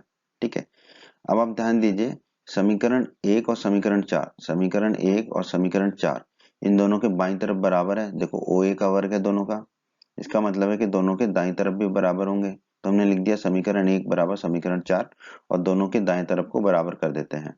ठीक है, तो समीकरण 1 का दाईं तरफ है AF का वर्ग धन OF का वर्ग, तो हमने लिख दिया AF का वर्ग धन OF का वर्ग बराबर। समीकरण 4 का दाईं तरफ है AE का वर्ग धन OE का वर्ग, तो हमने लिख दिया AE का वर्ग धन OE का वर्ग। क्यों? क्योंकि दोनों ही OA के वर्ग के बराबर हैं। ठीक है, इसे दोस्तों हम कह देंगे समीकरण 7। इसी प्रकार ध्यान दीजिए समीकरण 2 बराबर समीकरण 5, समीकरण 2 और समीकरण 5 में, ठीक है, बाईं तरफ देखिए दोनों में OB का वर्ग है। ठीक है, इसका मतलब है कि दोनों के दाईं तरफ भी आपस में बराबर होंगे। ठीक है, तो हमने लिख दिया समीकरण 2 बराबर समीकरण 5 और दोनों के दाईं तरफ को बराबर कर देते हैं। तो समीकरण 2 का दाईं तरफ है BD का वर्ग धन OD का वर्ग, तो हमने लिख दिया BD का वर्ग धन OD का वर्ग बराबर। समीकरण 5 का जो है दाईं तरफ क्या? BF का वर्ग धन OF का वर्ग, तो हमने लिख दिया बराबर BF का वर्ग धन OF का वर्ग। क्यों? क्योंकि दोनों ही OB के वर्ग के बराबर हैं। इसे दोस्तों हम कह देंगे समीकरण 8। उसी प्रकार देखिए समीकरण 3 और समीकरण 6 में, समीकरण 3 में OC का वर्ग है दाईं तरफ और समीकरण 6 में भी OC का वर्ग है दाईं तरफ। इसका मतलब ये दोनों समीकरण बराबर है, तो हमने लिख दिया समीकरण 3 बराबर समीकरण 6। इसका मतलब इनके दाईं तरफ भी आपस में बराबर होंगे। ठीक है, तो हमने लिख दिया समीकरण 3 का दाईं तरफ CE का वर्ग धन OE का वर्ग, CE का वर्ग धन OE का वर्ग बराबर। समीकरण 6 का दाईं तरफ क्या है? CD का वर्ग धन OD का वर्ग, तो हमने लिख दिया CD का वर्ग धन OD का वर्ग। ठीक है, क्यों? क्योंकि ये दोनों ही किसके बराबर है? OC के वर्ग के बराबर हैं। ठीक है, तो इसे हम कह देंगे दोस्तों समीकरण 9। हमने समीकरण 7, 8 और 9 को फिर से लिख दिया। ठीक है, अब क्या करेंगे हम समीकरण 7, 8 और 9 को जोड़ देंगे, यानी कि इनके बाईं तरफ को आपस में जोड़ देंगे और इनके दाईं तरफ को आपस में जोड़ देंगे। ठीक है, तो बाईं तरफ को आपस में जोड़ देते हैं, तो समीकरण 7 से आ जाएगा AF का वर्ग धन OF का वर्ग, हमने लिख दिया AF का वर्ग धन OF का वर्ग। समीकरण 8 से आ जाएगा BD का वर्ग धन OD का वर्ग, तो हमने लिख दिया BD का वर्ग धन OD का वर्ग। समीकरण 9 से आ जाएगा CE का वर्ग धन OE का वर्ग, तो हमने लिख दिया CE का वर्ग धन OE का वर्ग बराबर। दाईं तरफ को जोड़ देते हैं हम, तो आ जाएगा AE का वर्ग धन OE का वर्ग, तो आ गया AE का वर्ग धन OE का वर्ग। फिर आ जाएगा BF का वर्ग धन OF का वर्ग, तो आ गया BF का वर्ग धन OF का वर्ग। फिर आ जाएगा CD का वर्ग धन OD का वर्ग, तो आ गया CD का वर्ग धन OD का वर्ग। अब ध्यान दीजिए दोस्तों बाईं तरफ एक OF का वर्ग है और दाईं तरफ भी एक OF का वर्ग है, तो ये आपस में कट जाएगा। फिर बाईं तरफ OD का वर्ग है, दाईं तरफ भी OD का वर्ग है, ये आपस में कट जाएगा। ठीक है, फिर बाईं तरफ एक OE का वर्ग है और दाईं तरफ भी एक OE का वर्ग है। ठीक है, ये भी आपस में कट जाएगा। अब जो बच गया उसको लिख लेते हैं हम दोस्तों। क्या बच गया हमारा? बाईं तरफ AF का वर्ग धन BD का वर्ग धन CE का वर्ग, ये बच गया। फिर बराबर का चिन्ह। फिर दाईं तरफ क्या बच गया? AE का वर्ग धन BF का वर्ग धन CD का वर्ग, यही बच गया, ये लिख दिया हमने। अब बस क्या करेंगे, बाईं तरफ तो वही रहने दिया जो था बराबर, दाईं तरफ में AE का वर्ग लिख लिया और बस CD के वर्ग को पहले लिख दिया, फिर BF के वर्ग को अंत में लिख दिया, बस इनका क्रम बदल दिया और कुछ नहीं किया। ठीक है, अब देखिए हमें प्रश्न में क्या दर्शाना था, ए एफ का वर्ग धन बी डी का वर्ग धन सी का वर्ग, ए एफ का वर्ग धन बी डी का वर्ग धन सी का वर्ग बराबर किसके, ए का वर्ग धन सी डी का वर्ग धन बी एफ का वर्ग, ए का वर्ग धन सी डी का वर्ग धन बी एफ का वर्ग। तो ये आ गया हमारा, यही हमारे इस प्रश्न का उत्तर है दोस्तों। प्रश्न 9 बहुत ही आसान प्रश्न है दोस्तों। प्रश्न 9 में हमसे कहा गया है 10 मीटर लंबी एक सीढ़ी एक दीवार पर टिकाने पर भूमि से 8 मीटर की ऊंचाई पर स्थित एक खिड़की तक पहुंचती है। दीवार के आधार से सीढ़ी के निचले सिरे की दूरी ज्ञात कीजिए। पहले प्रश्न को समझ लेते हैं। ये हमने भूमि बना दी, ठीक है, ये एक दीवार बना दी। भूमि और दीवार कितने डिग्री का कोण बनाती है, 90 डिग्री का कोण, ये हम जानते हैं, ठीक है। फिर ये एक खिड़की है, ठीक है, जो कि भूमि से कितनी ऊंचाई पर है, 8 मीटर की ऊंचाई पर है। भूमि से 8 मीटर की ऊंचाई पर स्थित एक खिड़की है। तो ये लाल रंग की एक खिड़की है जो भूमि से 8 मीटर की ऊंचाई पर स्थित है, ठीक है। और एक जो है 10 मीटर की क्या है, सीढ़ी है, 10 मीटर लंबी सीढ़ी, जिसे भूमि पर टिकाने पर ये यहाँ तक पहुंच जाती है, 8 मीटर ऊंची खिड़की तक पहुंचती है। तो हमें बताना है दीवार के आधार से सीढ़ी के निचले सिरे की दूरी। दीवार का आधार ये है, यहाँ से सीढ़ी के निचले सिरे यहाँ पर, ये दूरी हमें बतानी है, यानी कि x दूरी बतानी है, ठीक है। तो दोस्तों ये एक समकोण त्रिभुज बन जा रहा है, ठीक है। तो हम इसको बना लेते हैं। ये सिर्फ आपको समझाने के लिए बताया था, आपको परीक्षा में ये नहीं बनाना है। परीक्षा में आपको क्या करना है, ये बनाना है, ठीक है। एक ए बी बनाया, ठीक है, खिड़की की ऊंचाई भूमि से कितनी है, 8 मीटर, ठीक है। तो ए बी हो गया 8, ठीक है। फिर सीढ़ी की लंबाई कितनी दे रखी है, सीढ़ी कितनी है लंबी, 10 मीटर, तो ए सी बना दिया हमने 10 मीटर का, ठीक है। और हमें ज्ञात क्या करना है, बी सी, ठीक है, दीवार के आधार से सीढ़ी के निचले सिरे की दूरी, ठीक है। तो वो क्या होगी यहाँ पर, बी सी, ठीक है। और BC और AB, ठीक है, भूमि और दीवार कितने डिग्री का कोण बनाएंगे, 90 डिग्री का कोण बनाएंगे, ठीक है। तो ABC क्या होगा, हमारा एक समकोण त्रिभुज होगा।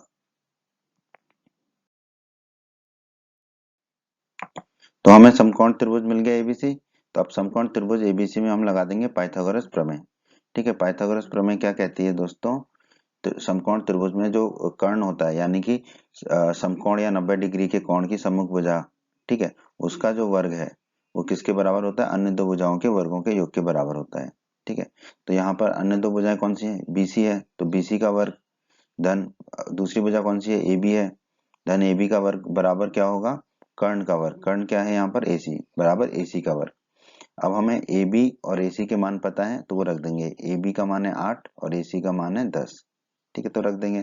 तो ये हो जाएगा BC का वर्ग धन AB की जगह रख देंगे 8, तो 8 का वर्ग बराबर AC का वर्ग कितना है, AC है 10, तो ये हो जाएगा 10 का वर्ग, ठीक है। फिर हो जाएगा BC का वर्ग धन 8 का वर्ग कितना होगा, 8 गुणा 8 64 बराबर 10 का वर्ग कितना होगा, 10 गुणा 10 100, ठीक है। अब ये 64 को ले जाएंगे हम दाईं तरफ, तो ये ऋण का हो जाएगा, तो बाईं तरफ बच जाएगा सिर्फ BC का वर्ग बराबर, दाईं तरफ 100 पहले से ही था, 64 को ले गए तो माइनस 64। अब बाईं तरफ BC का वर्ग ही रहेगा बराबर, दाईं तरफ 100 में से 64 घटाएंगे तो मिलेगा हमें 36, ठीक है। तो BC का वर्ग बराबर मिल गया हमको 36। अब दोनों तरफ ले लेंगे अंडर रूट, तो BC का वर्ग का अंडर रूट होगा BC बराबर 36 का अंडर रूट, ठीक है। अब BC बराबर कितना हो जाएगा हमारा, अंडर रूट 36 है, तो 36 को लिख सकते हैं हम 6 गुणा 6, ठीक है। अब 6 गुणा 6 है, तो अंडर रूट में से बाहर आएगा तो एक 6 बाहर आ जाएगा, तो BC हमारा आ जाएगा 6। तो BC की लंबाई हो गई हमारी 6 मीटर। तो हम कह सकते हैं कि अतः दीवार के आधार से सीढ़ी के निचले सिरे की दूरी कितनी होगी, 6 मीटर। तो हमारे इस प्रश्न का उत्तर क्या होगा दोस्तों, 6 मीटर। प्रश्न 10 में दोस्तों हमसे कहा गया है 18 मीटर ऊंचे एक ऊर्ध्वाधर खंभे के ऊपरी सिरे से एक तार का सिरा जुड़ा हुआ है, ठीक है। तो हम एक 18 मीटर ऊंचा ऊर्ध्वाधर खंभा बना लिया ए बी, ठीक है। इसके ऊपरी सिरे से एक तार जुड़ा हुआ है, तार का एक सिरा, ठीक है, तथा तार का दूसरा सिरा एक खूंटे से जुड़ा हुआ है, ठीक है। तो ये तार है लाल रंग का, ठीक है, जिसका एक सिरा तो जो है खंभे के ऊपरी सिरे से जुड़ा है और जो दूसरा सिरा है वो खूंटे से जुड़ा हुआ है, यानी कि सी से, ठीक है, खूंटा हमारा सी पर है। खंबे के आधार से खूंटे को कितनी दूरी पर गाड़ा जाए, ठीक है। खंबा का आधार है बी और खूंटा है सी, ठीक है। तो खंबे के आधार बी से खूंटे सी को कितनी दूरी पर गाड़ा जाए, ठीक है। तो इसका मतलब हमें BC बताना है कि तार तना रहे, जो तार है वो तना रहे, जबकि तार की लंबाई कितनी है, 24 मीटर। तो तार की लंबाई लिख दी हमने 24 मीटर। तो हमें यहाँ पर ज्ञात करना है BC, ठीक है। तो BC जो है जमीन है, और ए बी क्या है, ऊर्ध्वाधर खंभा है, तो इन दोनों के बीच का कोण होगा 90 डिग्री। तो इसका मतलब त्रिभुज एबीसी एक समकोण त्रिभुज है। अब समकोण त्रिभुज एबीसी में हम पाइथागोरस प्रमेय लगा देते हैं। पाइथागोरस प्रमेय क्या कहती है दोस्तों, कि जो कर्ण का वर्ग होता है, ठीक है, वो अन्य दो भुजाओं के वर्गों के योग के बराबर होता है। कर्ण क्या होता है, 90 डिग्री के कोण की सम्मुख भुजा, यानी कि यहाँ पर क्या है, 90 डिग्री के कोण की सम्मुख भुजा AC। तो AC का वर्ग किसके बराबर होगा, अन्य दो भुजाओं के वर्गों के योग के बराबर, यानी कि BC का वर्ग धन AB का वर्ग, BC का वर्ग धन AB का वर्ग, ये किसके बराबर होगा, कर्ण के वर्ग के बराबर, यानी कि AC के वर्ग के बराबर। ठीक है। अब AB का मान कितना है, 18, तो यहाँ हमने AB की जगह रख दिया 18, और AC कितना है, 24, तो AC की जगह रख दिया 24, तो हमारा आ गया BC का वर्ग धन 18 का वर्ग बराबर 24 का वर्ग। अब दोस्तों BC का वर्ग धन 18 का वर्ग होता है 324, रख दिया हमने, बराबर 24 का वर्ग होता है 576, रख दिया।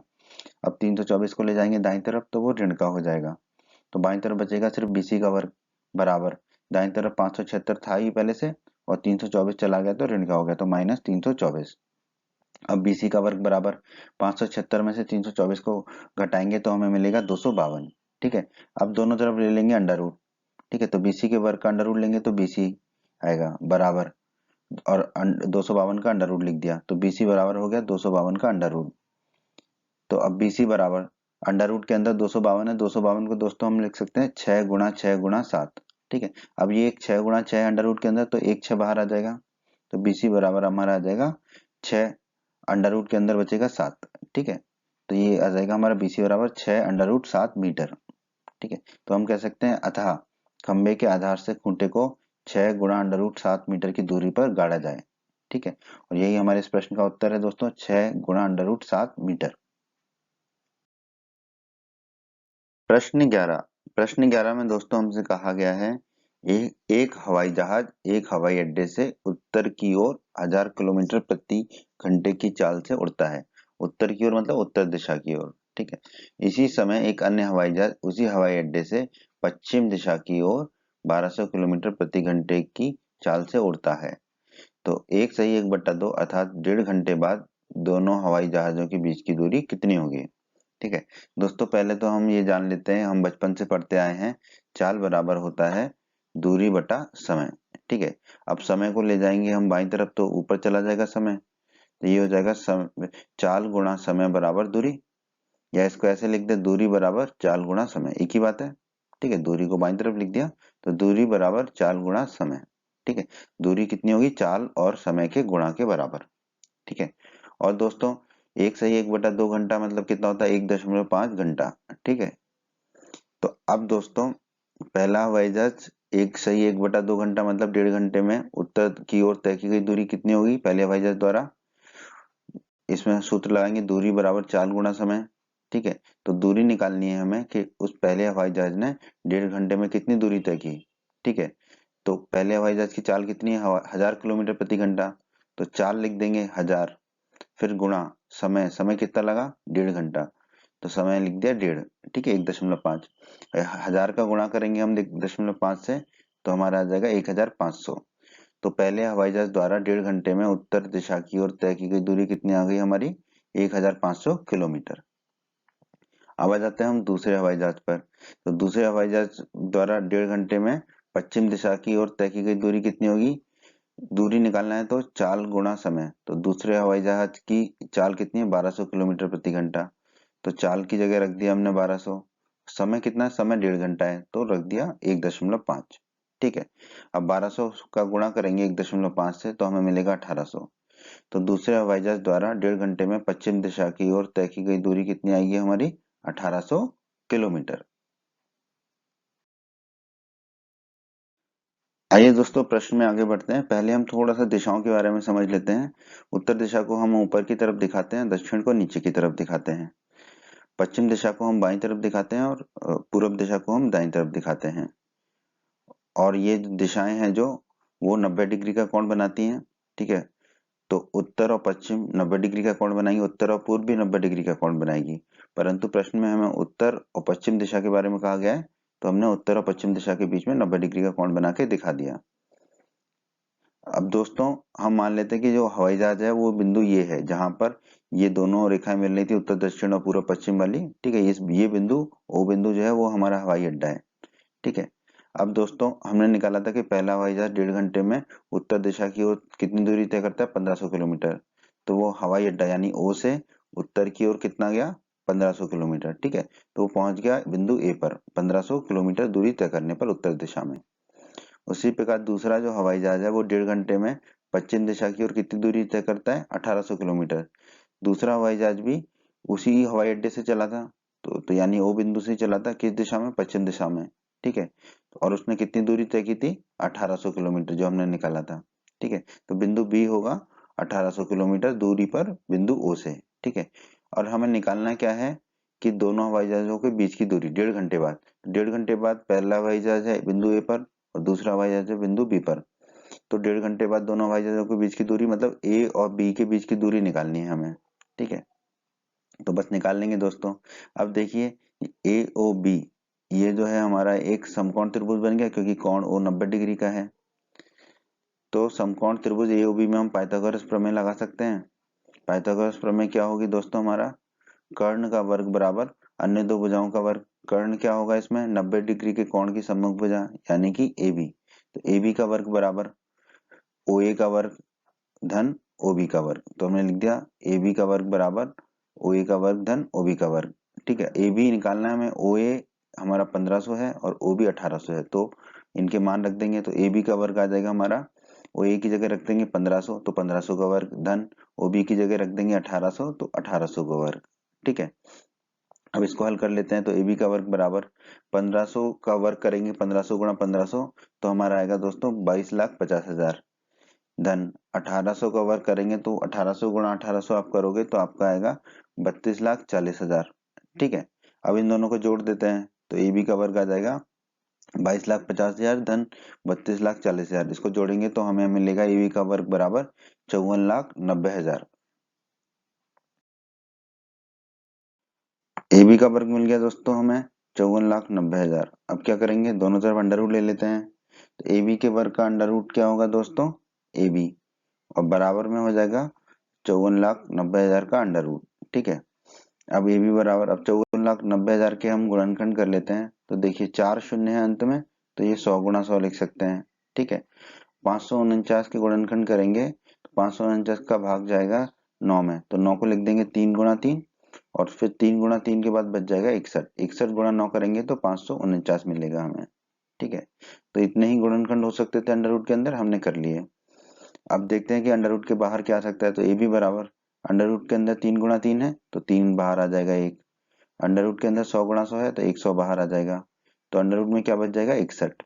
तो ये मिल गया हमें 3 गुणा 100 गुणा अंडर रूट 61। 3 गुणा 100 हो जाएगा 300। तो ए बी हमें मिल गया दोस्तों 300 गुणा अंडर रूट 61 किलोमीटर।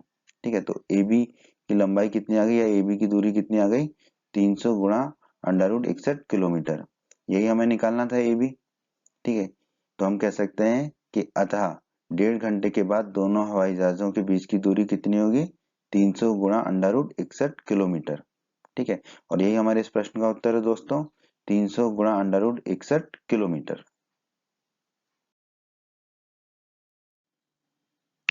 बच्चों, अगर आप हमारे यूपी बोर्ड क्लास चैनल पर नए हैं और आपने अभी तक हमारे यूपी बोर्ड क्लास चैनल को सब्सक्राइब नहीं किया है तो जल्दी से सब्सक्राइब बटन को दबाकर यूपी बोर्ड क्लास चैनल को सब्सक्राइब कर लीजिए और बेल आइकन को भी दबा दीजिए। इससे आपको क्या फायदा होगा, जब भी हमारा कोई नया वीडियो आएगा तो उसका नोटिफिकेशन सबसे पहले आपको मिलेगा। और जब भी आप यूट्यूब में वीडियोज को सर्च करेंगे तो आपको हमारे चैनल के वीडियोज ऊपर नजर आने लगेंगे। बच्चों, इस अध्याय के बाकी सभी वीडियोस को देखने के लिए आप कभी भी आई बटन पर क्लिक कर सकते हैं। आई बटन पर क्लिक करने से आपको इस अध्याय के बाकी सभी वीडियोस के लिंक मिल जाएंगे। प्रश्न 12 में दोस्तों हमसे कहा गया है दो खंभे जिनकी ऊंचाइयां 6 मीटर और 11 मीटर है। पहला खंभा बना लिया हमने ए बी जिसकी ऊंचाई 6 मीटर है और दूसरा खंभा बना लिया हमने सी डी जिसकी ऊंचाई 11 मीटर है तथा ये समतल भूमि पर खड़े हैं। यदि इनके पाद बिंदुओं के बीच की दूरी 12 मीटर है, पाद बिंदु मतलब कि नीचे के बिंदु, ठीक है, यानी कि बी और डी। तो कहा गया इनके पाद बिंदुओं के बीच की दूरी कितनी है, 12 मीटर। तो बी और डी के बीच की दूरी दे रखी है 12 मीटर। तो इनके ऊपरी सिरों के बीच की दूरी ज्ञात कीजिए। ऊपरी सिरे कौन कौन से हैं दोनों खंभों के, ए और सी। तो हमें ए और सी के बीच की दूरी ज्ञात करनी है, अर्थात हमें इसी ज्ञात करना है। तो हम क्या करेंगे दोस्तों, एक ए भुजा खींचेंगे बीडी के समांतर, ठीक है, बीडी के समांतर खींचेंगे ए, ठीक है। तो हमने ए खींचा बीडी के समांतर। अब देखिए दोस्तों, कोण डी, ये वाला कोण डी जो है वो 90 डिग्री का होगा, क्योंकि जो है खंभा सीधा खड़ा होगा जमीन से, भूमि से, ठीक है। तो जमीन से वो 90 डिग्री का कोण बना रहा होगा, तो कोण डी 90 डिग्री का होगा। और ए और बी डी समांतर है, ठीक है। तो कोण ई भी कितना होगा दोस्तों हमारा, 90 डिग्री का। तो हमने लिख दिया कोण ई बराबर 90 डिग्री, ठीक है। अब दोस्तों ए और बी डी की लंबाई भी बराबर होगी, क्योंकि ए बी डी समांतर है, ठीक है। और ए बी और जो सी डी है वो भी समांतर है, इसलिए ए और बी डी की लंबाई बराबर होगी, ठीक है। बीडी की लंबाई कितनी है दोस्तों, 12 मीटर, ठीक है। तो ए भी कितना हो जाएगा हमारा, 12 मीटर, ठीक है। ए भी हो जाएगा हमारा 12 मीटर, ठीक है। तो हमने लिख दिया ए की लंबाई 12 मीटर, ठीक है। अब दोस्तों ईडी बराबर ए बी, ईडी ई से लेके डी तक की लंबाई वो ए से लेके बी तक की लंबाई के बराबर होगा, ठीक है। तो और ए बी की लंबाई कितनी है, 6 मीटर। तो ए बी की जगह रख देंगे हम 6 मीटर, तो ईडी हो जाएगा हमारा 6 मीटर। तो ईडी की लंबाई ई से लेके डी तक ये कितना आ गया हमारा दोस्तों, 6 मीटर, ठीक है। अब ध्यान दीजिए, जो सी ई और ई डी इन दोनों को जोड़ें तो हमें कितना मिलेगा, सी डी, ये बड़ा वाला खंभा, ठीक है। सी ई धन ई डी बराबर होगा सी डी, लिख दिया हमने। अब दोस्तों हमें जो है सी नहीं पता, ईडी पता है। ईडी कितना आया था अभी हमारा, 6 मीटर आया था। तो ईडी की जगह रख देंगे हम 6, ठीक है। और सी डी बड़े खंभे की लंबाई कितनी दे रखी है हमें, 11 मीटर, ये प्रश्न में दे रखी है 11 मीटर। तो सी डी की जगह रख दिया हमने 11, ठीक है। तो ये आ गया हमारा सी धन 6 बराबर 11, ठीक है। अब ये 6 को दाएं तरफ ले जाएंगे तो ऋण का हो जाएगा, तो सी बराबर हो जाएगा हमारा 11 माइनस 6। 11 में से 6 को घटाएंगे तो कितना मिलेगा, 5। तो सी आ जाएगा हमारा 5 मीटर। तो ये सी आ गया हमारा 5 मीटर, ठीक है।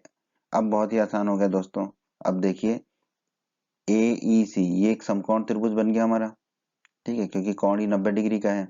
अब इसमें पाइथागोरस प्रमेय लगा देंगे। तो समकोण त्रिभुज एईसी में पाइथागोरस प्रमेय से, पाइथागोरस प्रमेय में क्या होता है, कर्ण का वर्ग बराबर अन्य दो भुजाओं के वर्ग के योग के बराबर होता है।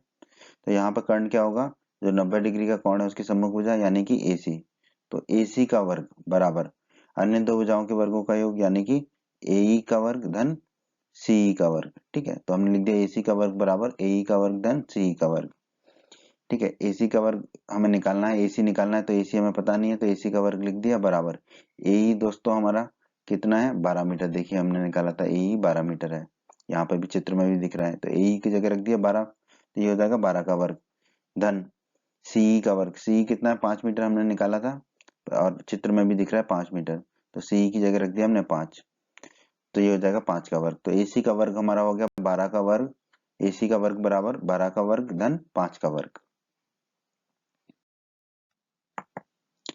इसको आगे हल कर लेते हैं दोस्तों। 12 का वर्ग कितना होगा दोस्तों, 144, 12 गुणा 12 धन 5 का वर्ग कितना होगा, 5 गुणा 5 25। तो एसी का वर्ग हो गया बराबर 144 धन 25। 144 और 25 को जोड़ेंगे तो हमें मिलेगा 169। तो एसी का वर्ग बराबर हो गया 169। दोनों तरफ अंडर रूट ले लेंगे तो एसी के वर्ग का अंडर रूट तो एसी होगा बराबर अंडर रूट 169। 169 के गुणनखंड हम करके देख लेते हैं, तो हमें मिलेगा 13 गुणा 13। तो एसी बराबर हो गया अंडर रूट के अंदर 13 गुणा 13, और अंडर रूट के अंदर 13 गुणा 13 है तो एक 13 बाहर आ जाएगा। तो एसी बराबर हमारा आ जाएगा 13 मीटर। तो एसी की लंबाई हमारी आ गई 13 मीटर, ठीक है। तो हम कह सकते हैं, यही हमें ज्ञात करना था, हम कह सकते हैं अतः इन दोनों खंभों के सिरों के बीच, ऊपरी सिरों के बीच की दूरी कितनी है, 13 मीटर, ठीक है। हमें यही पूछा था, इनके ऊपरी सिरों के बीच की दूरी ज्ञात कीजिए। इनके ऊपरी सिरे क्या है, ए और सी, यानी कि ए सी ज्ञात करना था। ए सी आया 13 मीटर, तो हम कह सकते हैं अतः इनके ऊपरी सिरों के बीच की दूरी कितनी है, 13 मीटर। तो हमारे इस प्रश्न का उत्तर क्या है दोस्तों, 13 मीटर। प्रश्न 13 में दोस्तों हमसे कहा गया है एक त्रिभुज एबीसी जिसका कोण सी समकोण है। तो दोस्तों हमने एक त्रिभुज बना लिया एबीसी जिसका कि कोण सी क्या है, समकोण है, 90 डिग्री का है, कि भुजाओं सीए और सीबी पर क्रमशः बिंदु डी और ई स्थित हैं। तो सीए पर कौन सा बिंदु स्थित होगा, डी, ठीक है। तो सी ए ये वाली भुजा है, इस पर एक बिंदु ले लिया हमने डी, ठीक है, कहीं भी ले सकते हैं। और सी बी पर कौन सा बिंदु स्थित है, ई। सी बी ये भुजा हो गई हमारी, इस पर एक बिंदु स्थित है ई, कहीं पर भी ले सकते हैं, एक बिंदु ई ले लिया हमने। तो सिद्ध कीजिए कि ए का वर्ग धन बी डी का वर्ग बराबर होगा ए बी का वर्ग धन डी का वर्ग। अब देखिए ए ई का वर्ग बोला है, तो ए क्या होगा, ए और ई, तो इनको मिला देते हैं हम, ए और ई को। फिर लिखा था बी डी का वर्ग, तो बी और डी ये मिला हुआ नहीं है, इसको मिला देते हैं, बराबर ए बी का वर्ग, ए और बी मिला हुआ है पहले से, ठीक है, धन डी का वर्ग, डी और ई बिंदु नहीं मिले हुए आपस में, तो इनको मिला देते हैं, ठीक है। अब हम प्रश्न को हल करते हैं। अब देखिए समकोण त्रिभुज एसीबी, ठीक है, ये नीला वाला त्रिभुज, ये समकोण त्रिभुज है एसीबी, जिसमें कोण सी 90 डिग्री का है। इसमें हम पाइथागोरस प्रमेय लगा देते हैं। पाइथागोरस प्रमेय क्या कहती है, कर्ण का वर्ग अन्य दो भुजाओं के वर्गों के योग के बराबर होता है, और कर्ण होता है 90 डिग्री का सम्मुख भुजा। तो 90 डिग्री की सम्मुख भुजा कौन सी, इसमें ए बी, ठीक है। तो ए बी का वर्ग हो जाएगा दोस्तों हमारा बराबर अन्य दो भुजाओं के वर्गों का योग, यानी कि ए सी का वर्ग धन सी बी का वर्ग। वही हमने लिख दिया, ए बी का वर्ग बराबर ए सी का वर्ग धन सी बी का वर्ग। इसे हम मान लेंगे समीकरण 1। अब दोस्तों हम आ जाते हैं समकोण त्रिभुज डीसीई में। ये वाला त्रिभुज समकोण त्रिभुज डीसीई, ठीक है। इसमें पाइथागोरस प्रमेय लगा देंगे। इसमें भी कोण सी 90 डिग्री है, तो ये समकोण त्रिभुज है। पाइथागोरस प्रमेय से कर्ण का वर्ग अन्य दो भुजाओं के वर्गों के योग के बराबर होगा, ठीक है। और कर्ण क्या होगा, 90 डिग्री के कोण की सम्मुख भुजा, वो कौन सी होगी इसमें, डी। तो हमारा आएगा डी का वर्ग बराबर अन्य दो भुजाओं के वर्गों का योग, यानी कि डीसी का वर्ग धन सी का वर्ग। तो वही लिख दिया हमने, डी का वर्ग बराबर डीसी का वर्ग धन सी का वर्ग। इसे मान लेंगे हम समीकरण 2। अब आ जाते हैं दोस्तों हम समकोण त्रिभुज एसीई में। एसीई भी हमारा समकोण त्रिभुज होगा, क्योंकि कोण सी 90 डिग्री का है। यहाँ पर भी पाइथागोरस प्रमेय लगा देंगे। तो कर्ण का वर्ग बराबर होगा अन्य दो भुजाओं के वर्गों के योग के बराबर। कर्ण होगा 90 डिग्री के कोण की सम्मुख भुजा, यानी कि इस त्रिभुज में एई। तो हमारा आ जाएगा एई का वर्ग बराबर अन्य दो भुजाएं कौन सी है, ए सी। तो ए का वर्ग बराबर ए सी का वर्ग धन दूसरी भुजा कौन सी, सी, धन सी का वर्ग। तो ए का वर्ग बराबर ए सी का वर्ग धन सी का वर्ग, ये हमारा आ गया। इसे हम मान लेंगे समीकरण 3। अब आ जाते हैं हम समकोण त्रिभुज डीसीबी में। डीसीबी ये भी एक समकोण त्रिभुज है, क्योंकि कोण सी 90 डिग्री का है। इसमें भी पाइथागोरस प्रमेय लगा देते हैं। पाइथागोरस प्रमेय से क्या होगा, इसमें जो है 90 डिग्री के कोण की जो सम्मुख भुजा है कर्ण, कर्ण का वर्ग किसके बराबर होगा, त्रिभुज की अन्य दो भुजाओं के वर्गों के योग के बराबर होगा। तो यहाँ पर कर्ण है 90 डिग्री के कोण की सम्मुख भुजा, यानी कि डीबी, ठीक है, या हम कह लें बीडी। तो हमारा बीडी का वर्ग होगा किसके बराबर, डीसी का वर्ग धन सीबी का वर्ग। तो हमने लिख दिया बीडी का वर्ग बराबर डीसी का वर्ग धन सीबी का वर्ग। इसे हम मान लेंगे दोस्तों समीकरण 4। हमने चारों समीकरणों को लिख दिया दोस्तों यहाँ पर, ठीक है। समीकरण 3 और समीकरण 4 को जोड़ने पर, तो समीकरण 3 ये है और समीकरण 4 ये है। इन दोनों को जोड़ेंगे तो इनके दोनों के बाईं तरफ को जोड़ेंगे, बराबर लिखेंगे, और दोनों के दाईं तरफ को जोड़ेंगे। समीकरण 3 का बाईं तरफ है ए का वर्ग, फिर धन करेंगे समीकरण 4 का बाईं तरफ, यानी कि बीडी का वर्ग। तो हमारा आ गया ए का वर्ग धन बीडी का वर्ग बराबर समीकरण 3 का दाईं तरफ क्या है, एसी का वर्ग धन सी का वर्ग। तो हमने लिख दिया एसी का वर्ग धन सी का वर्ग धन, फिर समीकरण 4 का दाईं तरफ क्या, डीसी का वर्ग धन सीबी का वर्ग। तो हमने लिख दिया डीसी का वर्ग धन सीबी का वर्ग, ठीक है। अब हमने बाईं तरफ को तो वैसे ही रखा। अब दाईं तरफ में हमने क्या किया, देखिए एसी का वर्ग धन सीबी का वर्ग, ये समीकरण 1 में कितने के बराबर है, एसी का वर्ग धन सीबी का वर्ग किसके बराबर है, एबी का वर्ग। तो एसी का वर्ग धन सीबी का वर्ग की जगह लिख देंगे हम एबी का वर्ग। बाकी दोनों पदों को वैसे ही लिख दिया, धन सी का वर्ग धन डीसी का वर्ग, ठीक है। आगे बढ़ते हैं। अब ए का वर्ग धन बीडी का वर्ग को तो वैसे ही लिख दिया बराबर, ए बी के वर्ग को भी वैसे ही लिख दिया। अब सी का वर्ग धन डीसी का वर्ग, ये समीकरण 2 में देखिए कितना है, सी का वर्ग धन डीसी का वर्ग डी का वर्ग के बराबर है, तो इसको लिख देंगे हम डी का वर्ग। अब देखिए हमें क्या मिल गया, ए का वर्ग धन बीडी का वर्ग बराबर, प्रश्न में देखिए ए का वर्ग धन बीडी का वर्ग बराबर बराबर ए बी का वर्ग धन डी का वर्ग। यही हमें मिल गया, ए बी का वर्ग धन डी का वर्ग। यही हमें दर्शाना था, यही हमें सिद्ध करना था। तो यही हमारा इस प्रश्न का उत्तर है दोस्तों। प्रश्न 14 में दोस्तों हमें दिया गया है किसी त्रिभुज एबीसी, ठीक है, ये एक त्रिभुज दे रखा है एबीसी, ठीक है, के शीर्ष ए से बीसी पर लंब डाला गया, शीर्ष ए से बीसी पर लंब डाला गया, ठीक है, बीसी पर लंब डाला गया एडी, ठीक है, लंब डाला गया लंब BC को बिंदु D पर इस प्रकार प्रतिच्छेद करता है, बिंदु D BC को इस प्रकार प्रतिच्छेद करता है कि DB बराबर 3 CD है। ठीक है, जो DB की लंबाई है वो CD की लंबाई की 3 गुनी है। सिद्ध कीजिए कि 2 गुणा AB का वर्ग सिद्ध करना है हमें, 2 गुणा AB का वर्ग बराबर होगा 2 गुणा AC का वर्ग धन BC का वर्ग धन BC का वर्ग। ठीक है, ये हमें सिद्ध करना है। तो दोस्तों जो दिया गया वो लिख लेते हैं। हमें दे रखा है DB बराबर 3 CD। ठीक है, DB ये है, ये 3 गुणा CD के बराबर है। ठीक है, DB की लंबाई CD से 3 गुना है, ये हमें प्रश्न में दिया गया है। ठीक है, अब देखिए दोस्तों, CD धन DB इन दोनों को अगर हम जोड़ देंगे CD और DB को, तो कितनी लंबाई प्राप्त हो जाएगी हमें BC, तो वही हमने लिख दिया यहाँ पर। ठीक है, अब DB की जगह क्या लिख सकते हैं 3 CD, क्योंकि DB बराबर 3 CD प्रश्न में दिया रखा है, तो हमने लिख दिया DB की जगह 3 CD। तो ये हो गया हमारा CD धन 3 CD बराबर BC। CD धन 3 CD हो जाएगा 4 CD, 4 गुणा CD बराबर हो गया BC। 4 को ले जाएंगे हम दाईं तरफ तो बट्टे में चला जाएगा, तो CD बराबर हो जाएगा BC बटे 4। इसे हम मान लेंगे समीकरण 1। अब दोस्तों हमें दे रखा है DB बराबर 3 CD, दे रखा है ना प्रश्न में, DB बराबर 3 CD। CD का मान हमने निकाला है समीकरण 1 में BC बटा 4, तो यहाँ पर रख देंगे CD बराबर BC बटा 4। तो DB कितना हो जाएगा 3 गुणा BC बटा 4। ठीक है, तो DB मिलेगा हमें 3 गुणा BC बटे 4। ठीक है, इसे मान लेंगे दोस्तों हम समीकरण 2।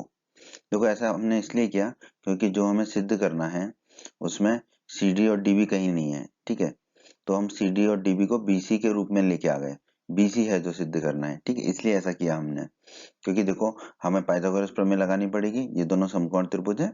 ठीक है, इसलिए अब दोस्तों देखो त्रिभुज ADB ये समकोण त्रिभुज है। क्यों? क्योंकि AD लंब है BC पर, तो कोण D जो है 90 डिग्री का होगा, तो त्रिभुज ADB ये हमारा समकोण त्रिभुज है। उसी प्रकार त्रिभुज ADC बाईं तरफ वाला ये भी समकोण त्रिभुज है, क्योंकि कोण D यहाँ पर भी 90 डिग्री है, क्योंकि AD लंब है BC पर। ठीक है, आगे बढ़ते हैं दोस्तों। समकोण त्रिभुज ADB में ये दाईं तरफ वाला जो समकोण त्रिभुज है ADB, इसमें हम लगा देंगे पाइथागोरस प्रमेय। ठीक है, पाइथागोरस प्रमेय क्या कहती है दोस्तों, जो कर्ण का वर्ग है वो अन्य दो भुजाओं के वर्गों के योग के बराबर होता है। तो यहाँ पर कर्ण क्या होगा 90 डिग्री के कोण की समभुजा यानी कि AB। तो AB का वर्ग किसके बराबर होगा अन्य दो भुजाओं के वर्गों के योग के, यानी कि AD का वर्ग धन DB का वर्ग। तो हमने लिख दिया AB का वर्ग धन DB का वर्ग बराबर AB का वर्ग। अब हमने क्या किया, जो DB का वर्ग है उसे दाईं तरफ ले गए तो वो ऋण का हो जाएगा, तो AD का वर्ग मिल गया हमें बराबर AB का वर्ग माइनस DB का वर्ग। इसे मान लिया हमने समीकरण 3। इसी प्रकार समकोण त्रिभुज ADC में पाइथागोरस प्रमेय से ये बाईं तरफ वाला जो त्रिभुज है ये है हमारा समकोण त्रिभुज ADC। ठीक है, क्योंकि ये 90 डिग्री का कोण है, कोण D। इसमें पाइथागोरस प्रमेय लगाएंगे तो 90 डिग्री के कोण की समभुजा कौन सी है AC, यानी कि AC होगा हमारा कर्ण। तो कर्ण हमारा AC, कर्ण का वर्ग यानी कि AC का वर्ग किसके बराबर होगा अन्य दो भुजाओं के वर्गों के योग के बराबर, यानी कि AD का वर्ग धन CD का वर्ग। तो हमने लिख दिया AD का वर्ग धन CD का वर्ग बराबर AC का वर्ग। अब क्या किया हमने CD के वर्ग को दाईं तरफ ले गए तो ऋण का हो गया, तो AD का वर्ग बराबर मिल गया हमें AC का वर्ग तो है ही पहले से बराबर में माइनस CD का वर्ग। इसे हम मान लेंगे समीकरण 4। अब आप ध्यान दीजिए समीकरण 3 और समीकरण 4 बराबर है। कैसे? देखिए दोनों के बाईं तरफ में क्या है AD का वर्ग, दोनों के बाईं तरफ AD का वर्ग है, यानी कि दोनों आपस में बराबर है। इसका मतलब है दोनों के दाईं तरफ आपस में बराबर होंगे, तो हम दोनों के दाईं तरफ को आपस में बराबर लिख देंगे। समीकरण 3 का दाईं तरफ क्या है AB का वर्ग माइनस DB का वर्ग, तो हमने लिख दिया AB का वर्ग माइनस DB का वर्ग बराबर किसके होगा समीकरण 4 के दाईं तरफ के, यानी कि AC का वर्ग माइनस CD का वर्ग। तो ये लिख दिया हमने बराबर AC का वर्ग माइनस CD का वर्ग। क्यों? क्योंकि ये दोनों ही किसके बराबर है AD के वर्ग के बराबर थे। आगे बढ़ते हैं दोस्तों। अब हम क्या करेंगे दोस्तों, यहाँ पर जो DB है उसका मान हमें निकाला था समीकरण 2 में 3 BC बटे 4, और CD का मान निकाला था हमने समीकरण 1 में BC बटे 4। तो ये मान रख देंगे हम यहाँ पर। तो देखो AB का वर्ग तो वही रखा, माइनस का चिन्ह लगा दिया, DB की जगह रख दिया 3 BC बटे 4, तो ये हो गया 3 BC बटे 4 का वर्ग बराबर बराबर लिखा और AC का वर्ग लिखा और ऋण का चिन्ह लगाया। CD की जगह रख देंगे BC/4, तो लिख दिया हमने BC/4 का वर्ग, क्योंकि CD का वर्ग है। अब इनका वर्ग कर लेंगे, जो दोनों वर्ग है, ठीक है। तो AB का वर्ग तो हमने वही लिख दिया, माइनस का चिन्ह लगा दिया। 3 का वर्ग हो जाएगा 9, 3 गुणा 3 9, और बटे में 4 का वर्ग हो जाएगा 16, 4 गुणा 4 16, और BC का वर्ग हो जाएगा BC का वर्ग, बराबर का चिन्ह लगाया, AC का वर्ग लिखा, माइनस का चिन्ह लिखा, ठीक है। 1/4 यानी कि 4 का वर्ग होगा 16, तो ये हो जाएगा 1/16, और BC का वर्ग होगा BC का वर्ग, ठीक है। अब हम क्या करेंगे दोस्तों, ये जो माइनस में 9/16 गुणा BC का वर्ग है, इसे दाईं तरफ ले जाएंगे, ठीक है। तब ध्यान दीजिए, देखिए बाईं तरफ क्या बचेगा हमारा, AB का वर्ग, फिर हमने बराबर का चिन्ह लगा दिया, बराबर में AC का वर्ग पहले से ही है वो लिख दिया, फिर ये माइनस 9/16 गुणा BC का वर्ग है, उसको दाईं तरफ लेगा तो ये धन का हो जाएगा, धन का 9/16 गुणा BC का वर्ग, फिर दाईं तरफ माइनस 1/16 गुणा BC का वर्ग पहले से ही था, तो उसको फिर से लिख दिया, माइनस 1/16 गुणा BC का वर्ग, ठीक है। अब दोस्तों ध्यान दीजिए, दाईं तरफ में जो अंतिम दो पद हैं उनमें बटे में 16 है, तो उन दोनों में बटे में 16 कॉमन ले लेते हैं, ठीक है। तो देखिए AB का वर्ग वही रहा, बराबर AC का वर्ग लिखा, धन अंतिम दो पदों में 16 कॉमन ले लिया, तो पहले पद में ऊपर क्या आएगा, 9 गुणा BC का वर्ग, तो लिख दिया 9 गुणा BC का वर्ग, माइनस का चिन्ह है अगले पद में, तो माइनस का चिन्ह लगा दिया, अगले पद में BC का वर्ग है तो BC का वर्ग लिख दिया, क्योंकि दोनों में बटे में 16 था तो किसी का गुणा करने की जरूरत नहीं पड़ी ऊपर, ठीक है। तो ये आ गया हमारा 9 गुणा BC का वर्ग माइनस BC का वर्ग बटे 16। अब देखिए दोस्तों, AB के वर्ग को तो AB का वर्ग लिखा, बराबर AC का वर्ग लिखा, धन का चिन्ह लगाया।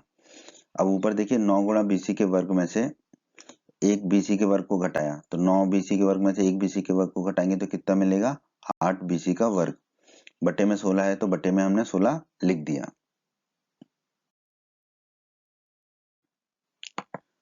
आगे बढ़ते हैं दोस्तों।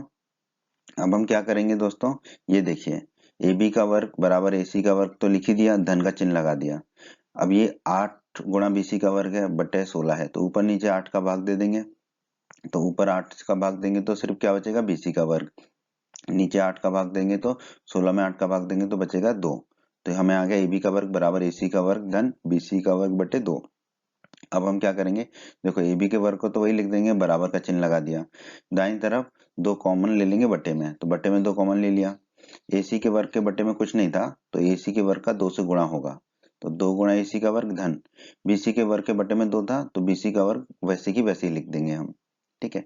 अब क्या करेंगे, ये जो 2 है बटे में, इसको बाईं तरफ ले जाएंगे, तो बाईं तरफ ले जाएंगे तो ऊपर चला जाएगा, ठीक है। तो क्या हो जाएगा हमारा 2 गुणा AB का वर्ग, बराबर दाईं तरफ क्या बच जाएगा, 2 गुणा AC का वर्ग धन BC का वर्ग, तो लिख दिया बराबर 2 गुणा AC का वर्ग धन BC का वर्ग। अब आप ध्यान दीजिए, प्रश्न में हमें यही सिद्ध करना था, 2 गुणा AB का वर्ग बराबर 2 गुणा AC का वर्ग धन BC का वर्ग, बराबर 2 गुणा AC का वर्ग धन BC का वर्ग, यही हमारा आ गया, तो यही हमने सिद्ध कर दिया, तो यही हमारे इस प्रश्न का उत्तर है दोस्तों। प्रश्न 15, प्रश्न 15 में दोस्तों हमसे कहा गया है, किसी समबाहु त्रिभुज ABC की भुजा BC पर एक बिंदु D इस प्रकार स्थित है कि BD बराबर 1/3 BC है, तो सिद्ध कीजिए कि 9 गुणा AD का वर्ग बराबर होगा 7 गुणा AB के वर्ग के। तो दोस्तों हम मान लेते हैं कि समबाहु त्रिभुज की प्रत्येक भुजा की लंबाई 6a है। हम जानते हैं कि समबाहु त्रिभुज की सभी भुजाओं की लंबाई समान होती है, तो यहाँ हमने ले ली 6 गुणा a, ठीक है। 6 गुणा a इसलिए ले ली क्योंकि एक भुजा उसमें से BC होगी, उसका 1/3 करेंगे तो BD हमें 2a मिल जाएगा, इसलिए 6a ले ली हमने, ठीक है। 3a भी ले सकते थे बट 6a ले ली, जिससे प्रश्न हमारा थोड़ा आसान हो जाएगा। कुछ भी ले सकते हैं हम, यहाँ पर a भी ले सकते थे, ठीक है। तो हमने ले ली 6a, तो हमने एक त्रिभुज बना दिया ABC जिसकी प्रत्येक भुजा की लंबाई लिख दी 6a, ठीक है। तो AB बराबर BC बराबर CA बराबर हमने लिख दिया 6a, AB BC और CA इनकी लंबाई कितनी है, 6 है, ये हमने माना है, ठीक। कुछ भी लंबाई मान सकते हैं क्योंकि समबाहु त्रिभुज की सभी भुजाओं की लंबाई समान होती है। अब दोस्तों हम जानते हैं कि समबाहु त्रिभुज के सभी कोण कितने डिग्री के होते हैं, 60 डिग्री के होते हैं, तो वो हमने बना दिए यहाँ पर।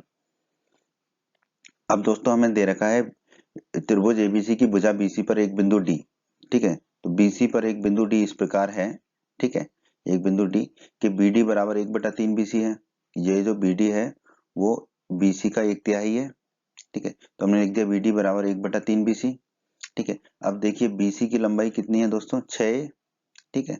BC क्या है, समबाहु त्रिभुज की एक भुजा है, इसकी लंबाई कितनी है 6a, तो BC की जगह रख देंगे 6a, तो BD बराबर हो जाएगा 1/3 गुणा 6a, 6 में 3 का भाग देंगे तो कितना बचेगा 2, तो BD आ जाएगा हमारा 2a, तो BD की लंबाई कितनी आ गई दोस्तों हमारी 2a, तो हम यहाँ लिख देंगे 2a, ठीक है। तो BD आ गया हमारा 2a। अब हम एक रचना कर लेते हैं, हम जो है ए से लंब डालते हैं BC पर, ठीक है, AE एक लंब डालेंगे BC पर, ठीक है, AE एक लंब डालेंगे BC पर, ठीक है। दोस्तों वैसे तो हम जानते हैं कि किसी समबाहु त्रिभुज में अगर किसी भुजा पर शीर्ष लंब डाला जाए तो वह उस भुजा को 2 बराबर भागों में बांटता है, तो उस हिसाब से तो भुजा की लंबाई 6a है, तो E जो है भुजा BC को 2 बराबर भागों में बांटेगा, BE और CE की लंबाई 3a हो जाएगी, पर हम इसको सीधे सीधे डायरेक्टली लिख नहीं सकते हैं, ठीक है, हमें इसको प्रूव करके बताना पड़ेगा, सिद्ध करना पड़ेगा, ठीक है, तो हम इसको सिद्ध करेंगे, ठीक है। तो ये दोनों AE हमने लंब डाल दिया BC पर, ठीक है, तो दोनों तरफ कोण हो जाएंगे 90 डिग्री के। अब ध्यान दीजिए त्रिभुज BEA, ठीक है, ये बाईं तरफ वाला त्रिभुज BEA जिसे हमने हरे रंग से दिखाया है, और त्रिभुज CEA दाईं तरफ वाला त्रिभुज जिसे हमने नीले रंग से दिखाया है। इन दोनों त्रिभुजों में देखिए कोण B और कोण C दोनों कितने के हैं, 60 डिग्री के हैं, ठीक है, तो हमने लिख दिया कोण B बराबर कोण C, दोनों 60 डिग्री के हैं, और कोण है तो एंगल के लिए हमने लिख दिया A।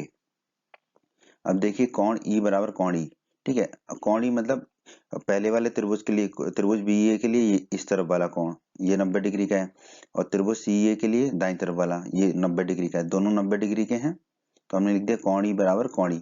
ये उभयनिष्ठ कोण नहीं है, ठीक है, ये ध्यान रखिएगा, ये उभयनिष्ठ नहीं है क्योंकि अलग अलग तरफ बन रहा है, दोनों अलग, एक बाईं तरफ बन रहा है एक दाईं तरफ बन रहा है, तो हमने लिखा दोनों 90 डिग्री के हैं, उभयनिष्ठ मत लिखना आप यहाँ पर, ठीक है। तो कोण है तो एंगल के लिए हम ए लिख देंगे, तो ये दोनों कोण 90 डिग्री के हो गए, ठीक है। तो ए समरूपता की कसौटी से दोनों त्रिभुज क्या हो जाएंगे, समरूप हो जाएंगे, तो त्रिभुज BEA समरूप हो जाएगा त्रिभुज CEA के, किस कसौटी से, ए कसौटी के द्वारा, ठीक है, एंगल एंगल कसौटी, कोण कोण कसौटी से।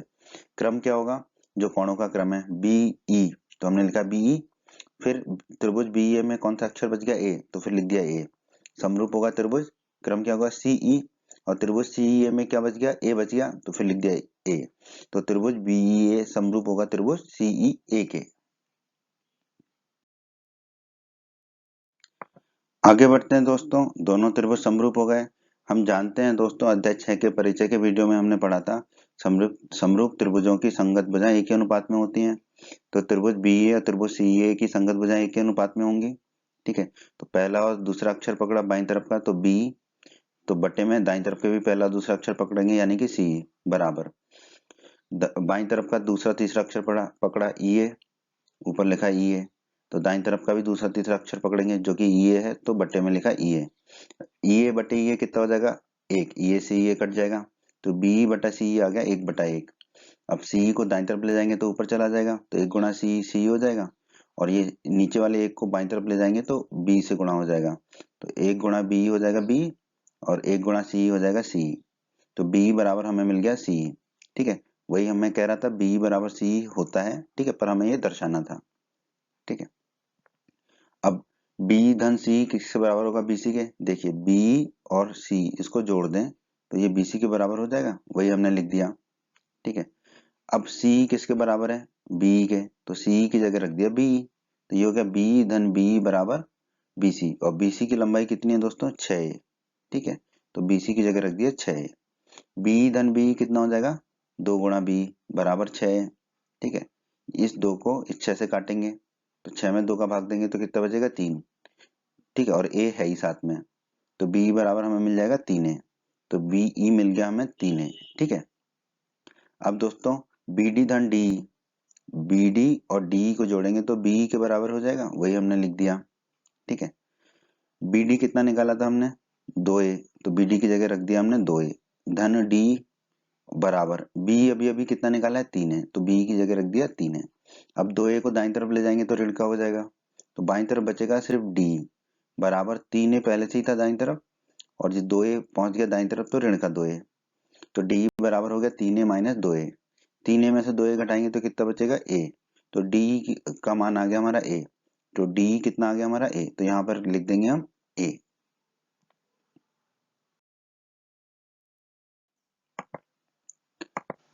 आगे बढ़ते हैं दोस्तों। त्रिभुज AEB एक समकोण त्रिभुज है। ध्यान दीजिए, ये जो हरा वाला त्रिभुज हमने दिखाया है ये क्या है, हमारा समकोण त्रिभुज है, क्योंकि कोण ही यहाँ पर 90 डिग्री है। ठीक है, समकोण त्रिभुज AEB में हम पाइथागोरस प्रमेय लगा देंगे। ठीक है दोस्तों, पाइथागोरस प्रमेय क्या कहती है, समकोण या 90 डिग्री के कोण की सम्मुख भुजा कर्ण होती है, और कर्ण का वर्ग क्या होता है, किसके बराबर होता है, समकोण त्रिभुज की अन्य दो भुजाओं के वर्गों के योग के बराबर। तो यहाँ पे AB का वर्ग यानी कर्ण का वर्ग, AB का वर्ग किसके बराबर होगा, अन्य दो भुजा यानी कि AE का वर्ग धन BE का वर्ग। तो हमने लिख दिया AE का वर्ग धन BE का वर्ग बराबर AB का वर्ग। ठीक है, अब दोस्तों AE का वर्ग हमें पता नहीं है, BE हमने कितना निकाला था, 3 है। देखिए BE निकाला था हमने 3 है। ठीक है, BE 3 है निकाला था, BE का मान 3 है, तो BE की जगह रख दिया 3 है, तो ये हो गया 3 का वर्ग बराबर AB भुजा है हमारी समबाहु त्रिभुज की, और समबाहु त्रिभुज की तीनों भुजाएं कितनी है, 6 है, तो AB की जगह रख दिया 6 है, तो ये हो गया 6 का वर्ग। अब AE के वर्ग को तो वही लिखा, धन का चिन्ह लगाया, 3 का वर्ग होगा 9 और A का वर्ग होगा A का वर्ग। ठीक है, तो ये हो गया 9 गुणा A का वर्ग बराबर 6 का वर्ग होगा 36 और A का वर्ग होगा A का वर्ग, तो ये होगा 36 गुणा A का वर्ग। ठीक है, अब 9 गुणा A के वर्ग को दाईं तरफ ले जाएंगे तो ऋण का हो जाएगा, तो बाईं तरफ बचेगा AE का वर्ग बराबर 36 गुणा A का वर्ग तो था ही दाईं तरफ, 9 गुणा A के वर्ग को दाईं तरफ ले गए तो ऋण का 9 गुणा A का वर्ग हो गया। अब 36 A के वर्ग में से 9 A के वर्ग को घटाएंगे तो कितना मिलेगा हमें, 27 A का वर्ग। तो AE का वर्ग बराबर हमें मिल गया 27 गुणा A का वर्ग। इसे दोस्तों हम मान लेंगे समीकरण 1। आगे बढ़ते हैं दोस्तों त्रिभुज AED एक समकोण त्रिभुज है, ये लाल वाला, क्योंकि कोण E कितना है, 90 डिग्री का है। ठीक है, तो समकोण त्रिभुज AED में हम पाइथागोरस प्रमेय लगा देंगे। ठीक है, पाइथागोरस प्रमेय क्या कहती है दोस्तों, जो 90 डिग्री का कोण है उसकी सम्मुख भुजा कर्ण होती है, वो यहाँ पे क्या है AD, तो कर्ण का वर्ग यानी कि AD का वर्ग बराबर होगा अन्य दो भुजाओं के वर्गों के योग के। अन्य दो भुजाएं कौन सी है, AE और DE, तो ये हो जाएगा बराबर AE का वर्ग धन DE का वर्ग। तो AD का वर्ग बराबर हो गया AE का वर्ग धन DE का वर्ग। अब देखिए AD का वर्ग हमें पता नहीं है, तो हमने AD का वर्ग लिख दिया बराबर AE का वर्ग समीकरण 1 में कितना है, आया है 27 गुणा A का वर्ग, तो हमने लिख दिया 27 गुणा A का वर्ग AE के वर्ग की जगह धन DE का वर्ग। DE कितना है दोस्तों, A, यहाँ पर भी देख सकते हैं आप चित्र में, और ऊपर भी DE है A, तो DE का वर्ग कितना हो जाएगा, A का वर्ग। ठीक है, अब 27 गुणा A का वर्ग धन A का वर्ग कितना हो जाएगा, 28 गुणा A का वर्ग। ठीक है, तो AD का वर्ग आ गया हमारा 28 गुणा A का वर्ग। ठीक है, अब दोस्तों हमें प्रश्न में सिद्ध करना था 9 गुणा AD का वर्ग। ठीक है, तो AD के वर्ग में हम 9 का गुणा कर देंगे, तो बाईं तरफ और दाईं तरफ दोनों तरफ 9 का गुणा कर देंगे। तो बाईं तरफ 9 का गुणा करेंगे तो 9 गुणा AD का वर्ग मिलेगा बराबर, दाईं तरफ 9 का गुणा करेंगे तो हो जाएगा 9 गुणा 28 गुणा A का वर्ग। ठीक है, तो लिख दिया हमने 9 गुणा 28 गुणा A का वर्ग। ठीक है, तो 9 गुणा AD का वर्ग बराबर कितना हो जाएगा, 9 गुणा 28 होगा दोस्तों 252। ठीक है, तो 252 गुणा A का वर्ग, इसे हम मान लेंगे समीकरण 2। ठीक है, अब दोस्तों AB का वर्ग, ठीक है, किसी AB का वर्ग कितना होगा, AB की लंबाई है 6A, तो AB का वर्ग होगा 6A का वर्ग। ठीक है, तो AB का वर्ग 6 का वर्ग होगा 36 और A का वर्ग होगा A का वर्ग, तो AB का वर्ग हो गया 36 गुणा A का वर्ग। हमें दर्शाना था 7 गुणा AB का वर्ग, तो बाईं तरफ और दाईं तरफ दोनों तरफ 7 का गुणा कर देते हैं, तो 7 का गुणा करेंगे बाईं तरफ तो मिल जाएगा 7 गुणा AB का वर्ग बराबर, दाईं तरफ 7 का गुणा करेंगे तो मिलेगा 7 गुणा 36 गुणा A का वर्ग। ठीक है, तो 7 गुणा AB का वर्ग बराबर कितना आ जाएगा हमारा, 7 गुणा 36 होता है दोस्तों 252, तो ये हो जाएगा 252 गुणा A का वर्ग। ठीक है, तो 7 गुणा AB का वर्ग मिल गया हमें 252 गुणा A का वर्ग, इसे मान लेंगे दोस्तों हम समीकरण 3। हमने समीकरण 2 और समीकरण 3 को लिख दिया यहाँ पर। देखिए दोस्तों समीकरण 2 और समीकरण 3 आपस में बराबर हैं, क्यों, देखिए समीकरण 2 में दाईं तरफ है 252 गुणा A का वर्ग, और समीकरण 3 में भी दाईं तरफ है 252 गुणा A का वर्ग, यानी कि इनके दोनों के बाईं तरफ भी आपस में बराबर होंगे। तो हमने लिख दिया समीकरण 2 का बाईं तरफ है 9 गुणा AD का वर्ग बराबर समीकरण 3 का बाईं तरफ है 7 गुणा AB का वर्ग। ठीक है, क्योंकि ये दोनों किसके बराबर है, 252 गुणा A के वर्ग के बराबर है, तो हमारा आ गया 9 गुणा AD का वर्ग बराबर 7 गुणा AB का वर्ग। दोस्तों प्रश्न में हमें यही सिद्ध करना था, 9 गुणा AD का वर्ग बराबर है 7 गुणा AB के वर्ग के, तो यही हमारे इस प्रश्न का उत्तर है दोस्तों। प्रश्न 16 में दोस्तों हमसे कहा गया है किसी समबाहु त्रिभुज में सिद्ध कीजिए कि उसकी एक भुजा के वर्ग का 3 गुना उसके एक शीर्षलंब के वर्ग के 4 गुने के बराबर होता है। ठीक है दोस्तों, प्रश्न को हल कर लेते हैं। बहुत ही आसान प्रश्न है। मान लेते हैं कि समबाहु त्रिभुज की प्रत्येक भुजा की लंबाई कितनी है, 2a है। तो हमने एक समबाहु त्रिभुज बना लिया ABC, जिसमें सभी भुजाओं की लंबाई कितनी है, 2a। ठीक है, हम जानते हैं समबाहु त्रिभुज में सभी भुजाओं की लंबाई समान होती है। ठीक है, और समबाहु त्रिभुज ये प्रश्न में दे रखा है। और हम जानते हैं दोस्तों समबाहु त्रिभुज का प्रत्येक कोण कितने डिग्री का होता है, 60 डिग्री का होता है। तो हमने वो बना लिया। अब हम एक लंब खींचते हैं BC पर AD। ठीक है, तो AD हमने लंब खींचा BC पर। ठीक है, तो कोण D दोनों तरफ 90 डिग्री का होगा। अब दोस्तों त्रिभुज BD है, ये बाईं तरफ वाला त्रिभुज BD है जिसे हमने हरे रंग से दिखाया, और त्रिभुज CD है, ये नीले रंग का त्रिभुज, इसे हमने दाईं तरफ वाला त्रिभुज। ठीक है, ये दोनों त्रिभुजों में ध्यान दीजिए कोण B बराबर कोण C, कोण B और कोण C दोनों बराबर हैं। क्यों? क्योंकि दोनों 60 डिग्री के हैं। ठीक है, कोण है तो एंगल के लिए हमने A लिख दिया। कोण D बराबर कोण D, दोनों 90 डिग्री के हैं। ठीक है, एक कोण है बाईं तरफ वाला D और एक कोण है दाईं तरफ वाला D, इसलिए इसको उभयनिष्ठ कोण नहीं बोलेंगे, दोनों कोण 90 डिग्री के हैं। ठीक है, एक कोण है BDA, एक कोण है CDA। ठीक है, और कोण है तो एंगल के लिए हमने A लिख दिया, ये 90 डिग्री के कोण है। तो दोस्तों दो कोण बराबर हो गए दो त्रिभुजों में, तो A कसौटी से क्या होगा, दोनों त्रिभुज समरूप हो जाएंगे। उनके समरूपता का क्रम क्या होगा, दोनों कोणों को लिख लेते हैं BD। ठीक है, तो BD क्या बच गया त्रिभुज BDA में, A, तो लास्ट अंत में लिख दिया हमने A।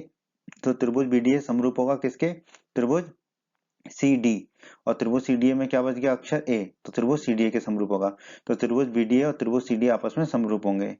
अब दोस्तों हमने अध्याय 6 के परिचय के वीडियो में पढ़ा था समरूप त्रिभुजों की संगत भुजाएं एक ही अनुपात में होती हैं। तो त्रिभुज BDA और त्रिभुज CDA की संगत भुजाएं एक ही अनुपात में होंगी। तो देखिए पहला दूसरा अक्षर पकड़ा त्रिभुज BDA में तो BD, तो बटे में दाईं तरफ कौन सा त्रिभुज है, CDA, तो CDA का भी पहला दूसरा अक्षर पकड़ेंगे यानी कि CD, तो बट्टे में आ गया CD बराबर। अब बाईं तरफ वाला दूसरा तीसरा अक्षर पकड़ा DA, DA लिख दिया ऊपर। फिर दाईं तरफ वाला दूसरा तीसरा अक्षर क्या, वो भी DA है, तो बट्टे में DA लिख दिया। ठीक है, अब देखो दाईं तरफ ऊपर भी DA है नीचे भी DA, DA से DA कट जाएगा तो 1/1 मिलेगा, तो BD बटा CD हमें कितना मिला, 1/1। यानी कि अब देखिए CD को दाईं तरफ ले जाएंगे तो 1 से गुणा होगा तो ये हो जाएगा CD, और इस एक को बाईं तरफ ले जाएंगे तो BD से गुणा होगा तो ये रह जाएगा BD, तो BD बराबर CD मिल गया हमको। तो BD और CD हमें बराबर मिल गए। ठीक है, तो दोस्तों ये वैसे आप याद रख सकते हो कि किसी भी समबाहु त्रिभुज में अगर शीर्षलंब डाला जाए तो वो जहां पर शीर्षलंब डाला है उस भुजा को दो बराबर भागों में बांटता है। अब दोस्तों BD और CD इन दोनों को जोड़ेंगे तो क्या मिलेगा हमें, BC, तो वही हमने लिख दिया BD धन CD बराबर BC। अब दोस्तों CD किसके बराबर है, BD के, तो इसमें CD की जगह रख देंगे हम BD, तो ये हो जाएगा BD धन BD बराबर 2A। 2A क्यों, क्योंकि BC की लंबाई कितनी है, 2A, क्योंकि BC क्या है, समबाहु त्रिभुज की भुजा है जो कि हमने 2A मानी थी। ठीक है, तो BC की जगह रख दिया 2A। अब BD धन BD कितना हो जाएगा दोस्तों, 2 गुणा BD बराबर 2A। अब 2 से 2 कट जाएगा, 2 से 2 कट गया तो BD बराबर कितना आ गया, A। ठीक है, तो BD हमारा आ गया A। ठीक है, इसे दोस्तों हम मान लेंगे समीकरण 1। आगे बढ़ते हैं दोस्तों। दोस्तों ADB जो है वो एक समकोण त्रिभुज है, ये हरा वाला बाईं तरफ वाला ADB एक समकोण त्रिभुज है क्योंकि कोण D जो है वो 90 डिग्री का है। तो समकोण त्रिभुज ADB में पाइथागोरस प्रमेय से, ठीक है, समकोण त्रिभुज ADB में हम पाइथागोरस प्रमेय लगाएंगे।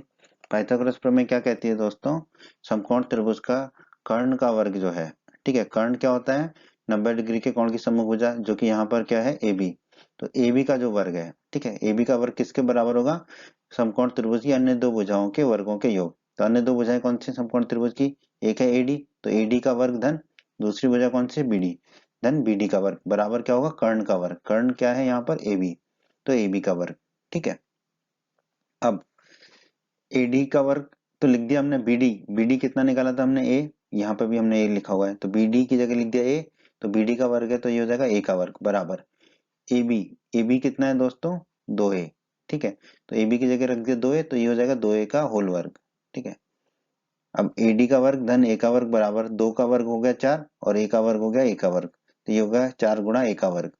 अब ये बाईं तरफ जो A का वर्ग है उसको हम ले जाएंगे दाईं तरफ तो वो ऋण का हो जाएगा, तो बाईं तरफ बचेगा AD का वर्ग बराबर दाईं तरफ 4 गुणा A का वर्ग है और ए का वर्ग दाईं तरफ गया तो ऋण का ए का वर्ग हो गया। ठीक है, अब 4 गुणा ए के वर्ग में से ए के वर्ग को घटाएंगे तो मिलेगा 3 गुणा ए का वर्ग, तो एडी का वर्ग मिल गया हमें 3 गुणा ए का वर्ग।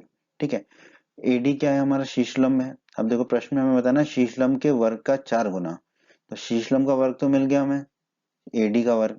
ठीक है, इसका 4 गुना कर देते हैं, तो दोनों तरफ 4 का गुणा कर देंगे, तो 4 गुणा एडी वर्ग कितना क्या होगा दोस्तों, 4 गुणा जो 3 ए वर्ग था, क्योंकि दोनों तरफ हमने 4 का गुणा कर दिया। ठीक है, अब 4 गुणा एडी का वर्ग कितना हो जाएगा, देखो 4 गुणा 3 कितना हो जाएगा 12, तो 12 गुणा ए का वर्ग, तो 4 गुणा एडी का वर्ग आ गया हमारा 12 गुणा ए का वर्ग। इसे दोस्तों हम मान लेंगे समीकरण 2। आगे बढ़ते हैं दोस्तों, अब हम क्या करेंगे, एक भुजा का वर्ग निकाल देंगे। तो कोई भी एक भुजा ले लेंगे, क्योंकि समबाहु त्रिभुज की तीनों भुजाएं बराबर होती हैं, तो हम यहाँ ले रहे हैं ए बी। तो ए बी का वर्ग कितना होगा दोस्तों, ए बी है 2a। ठीक है, सभी भुजाएं 2a की लंबाई के बराबर है, तो ए बी का वर्ग होगा 2a का वर्ग। ठीक है, 2 का वर्ग होता है दोस्तों 4, और a का वर्ग होगा a का वर्ग, तो ए बी का वर्ग आ गया 4 गुणा a का वर्ग। हमें क्या देख बताना है इसमें, एक भुजा के वर्ग का 3 गुना। ठीक है, तो दोनों तरफ 3 का गुणा कर देते हैं। ठीक है, तो 3 गुणा ए बी का वर्ग बराबर क्या होगा, 3 गुणा 4 गुणा ए का वर्ग। ठीक है, 3 गुणा ए बी का वर्ग फिर किसके बराबर आ जाएगा दोस्तों, देखो 3 गुणा 4 हो जाएगा 12, और ए का वर्ग, तो 3 गुणा ए बी का वर्ग हो गया 12 ए का वर्ग। ठीक है दोस्तों, इसे मान लेंगे हम समीकरण 3। अब हमने लिखा यहाँ पे समीकरण 2 बराबर समीकरण 3, क्यों, क्योंकि देखो समीकरण 2 का दाईं तरफ कितना है 12 ए स्क्वायर, और समीकरण 3 का दाईं तरफ कितना कितना है 12 ए स्क्वायर। इसका मतलब सब दोनों समीकरण आपस में बराबर हैं, तो इनके बाएं तरफ भी आपस में बराबर होंगे, तो हम लिख सकते हैं 3 ए बी का वर्ग बराबर 4 गुणा ए डी का वर्ग। ठीक है, तो हमने लिख दिया 3 ए बी का वर्ग बराबर 4 गुणा ए डी का वर्ग। ए बी क्या है, समबाहु त्रिभुज की भुजा, और ए डी क्या है, समबाहु त्रिभुज का एक शीर्षलंब। ठीक है, तो दोस्तों इससे क्या निष्कर्ष निकला, अतः समबाहु त्रिभुज में एक भुजा के वर्ग का 3 गुना। ठीक है, भुजा का वर्ग ए बी का वर्ग का 3 गुना, 3 से गुणा, उसके एक शीर्षलंब के वर्ग के, एक शीर्षलंब कितना एडी है। ठीक है, उसका वर्ग यानी एडी के वर्ग के 4 गुने के बराबर होता है। ठीक है, और दोस्तों यही हमें सिद्ध करना था इस प्रश्न में, कि समबाहु त्रिभुज में उसकी एक भुजा के वर्ग का 3 गुना उसके एक शीर्षलंब के वर्ग के 4 गुने के बराबर होता है, तो हमने सिद्ध कर दिया। यही हमारे इस प्रश्न का उत्तर है दोस्तों। प्रश्न 17 में दोस्तों हमसे कहा गया है सही उत्तर चुनकर उसका औचित्य दीजिए। ठीक है, इस प्रश्न के 4 विकल्प हैं ए बी सी डी, हमें बताना है कौन सा विकल्प सही होगा। ठीक है, प्रश्न दिया गया हमें त्रिभुज एबीसी में। ठीक है, तो एक त्रिभुज बना लिया हमने एबीसी में, ए बी बराबर 6 गुणा अंडर रूट 3 सेंटीमीटर है। ए बी कितना है दोस्तों, 6 गुणा अंडर रूट 3 सेंटीमीटर। ठीक है, तो बना लिया हमने। ए सी बराबर 12 सेंटीमीटर है, ए सी जो है वो 12 सेंटीमीटर है, और बी सी 6 सेंटीमीटर है, तो बी सी हमने बना लिया 6 सेंटीमीटर। तो कोण बी कितना होगा, 120 डिग्री होगा, 60 डिग्री होगा, 90 डिग्री होगा, या 45 डिग्री होगा, ये हमें बताना है। ठीक है, तो दोस्तों हमें तो एक ही तरीका पता है, पाइथागोरस प्रमेय अगर लगती है तो 90 डिग्री होगा, नहीं तो 90 डिग्री नहीं होगा। फिर देखेंगे कि क्या करना है, तो पहले पाइथागोरस प्रमेय को इस्तेमाल करने का प्रयास करेंगे हम यहाँ पर। ठीक है, तो दोस्तों ए बी का वर्ग निकाल लेते हैं। ठीक है, ए बी है 6 गुणा अंडर रूट 3, तो ए बी का वर्ग होगा 6 गुणा अंडर रूट 3 का वर्ग। ठीक है, 6 का वर्ग होता है 36, अंडर रूट 3 का वर्ग होता है 3, तो 36 गुणा 3, तो ए बी का वर्ग आ जाएगा, ये ए बी का वर्ग आ जाएगा हमारा 36 गुणा 3 यानी कि 108। ठीक है, अब निकाल लेते हैं दोस्तों हम बीसी का वर्ग। बीसी है हमारा 6, तो बीसी का वर्ग होगा 6 का वर्ग, 6 का वर्ग होता है 36, तो बीसी का वर्ग आ गया हमारा 36। अब निकाल लेते हैं दोस्तों हम एसी का वर्ग। एसी है हमारा 12, तो 12 का वर्ग होता है दोस्तों 144, 12 गुणा 12, तो एसी का वर्ग आ गया हमारा 144। ठीक है, तो जो जो दो छोटे वर्ग आए उन दोनों का योग निकाल लेते हैं। ठीक है, छोटे वर्ग क्या है 108 और 36, तो 108 धन 36 करेंगे तो मिलता है 144, यानी कि तीसरी भुजा के वर्ग के बराबर मिलता है। तो हम यहाँ कह सकते हैं कि एसी का वर्ग जो कि 144 है, ठीक है, वो किसके बराबर है, ए बी का वर्ग धन बीसी का वर्ग, क्योंकि ए बी का वर्ग है 108 और बीसी का वर्ग है 36, और 108 धन 36 है 144, तो हमने लिखा एसी का वर्ग बराबर ए बी का वर्ग धन बीसी का वर्ग। ठीक है, एसी का वर्ग हमें किसके बराबर मिला, ए बी का वर्ग धन बीसी का वर्ग। ठीक है, तो दोस्तों पाइथागोरस प्रमेय का विलोम क्या कहता है, यदि किसी त्रिभुज की एक भुजा का वर्ग, जैसे कि यहाँ पर एसी का वर्ग, अन्य दो भुजाओं के वर्गों के योग के बराबर हो, जैसे कि यहाँ पे अन्य दो भुजाएं कौन सी, ए बी और बीसी, ए बी और बीसी के वर्गों के योग के बराबर हो, तो पहली भुजा का समकोण होता है। तो इसमें पहली भुजा का वर्ग क्या था?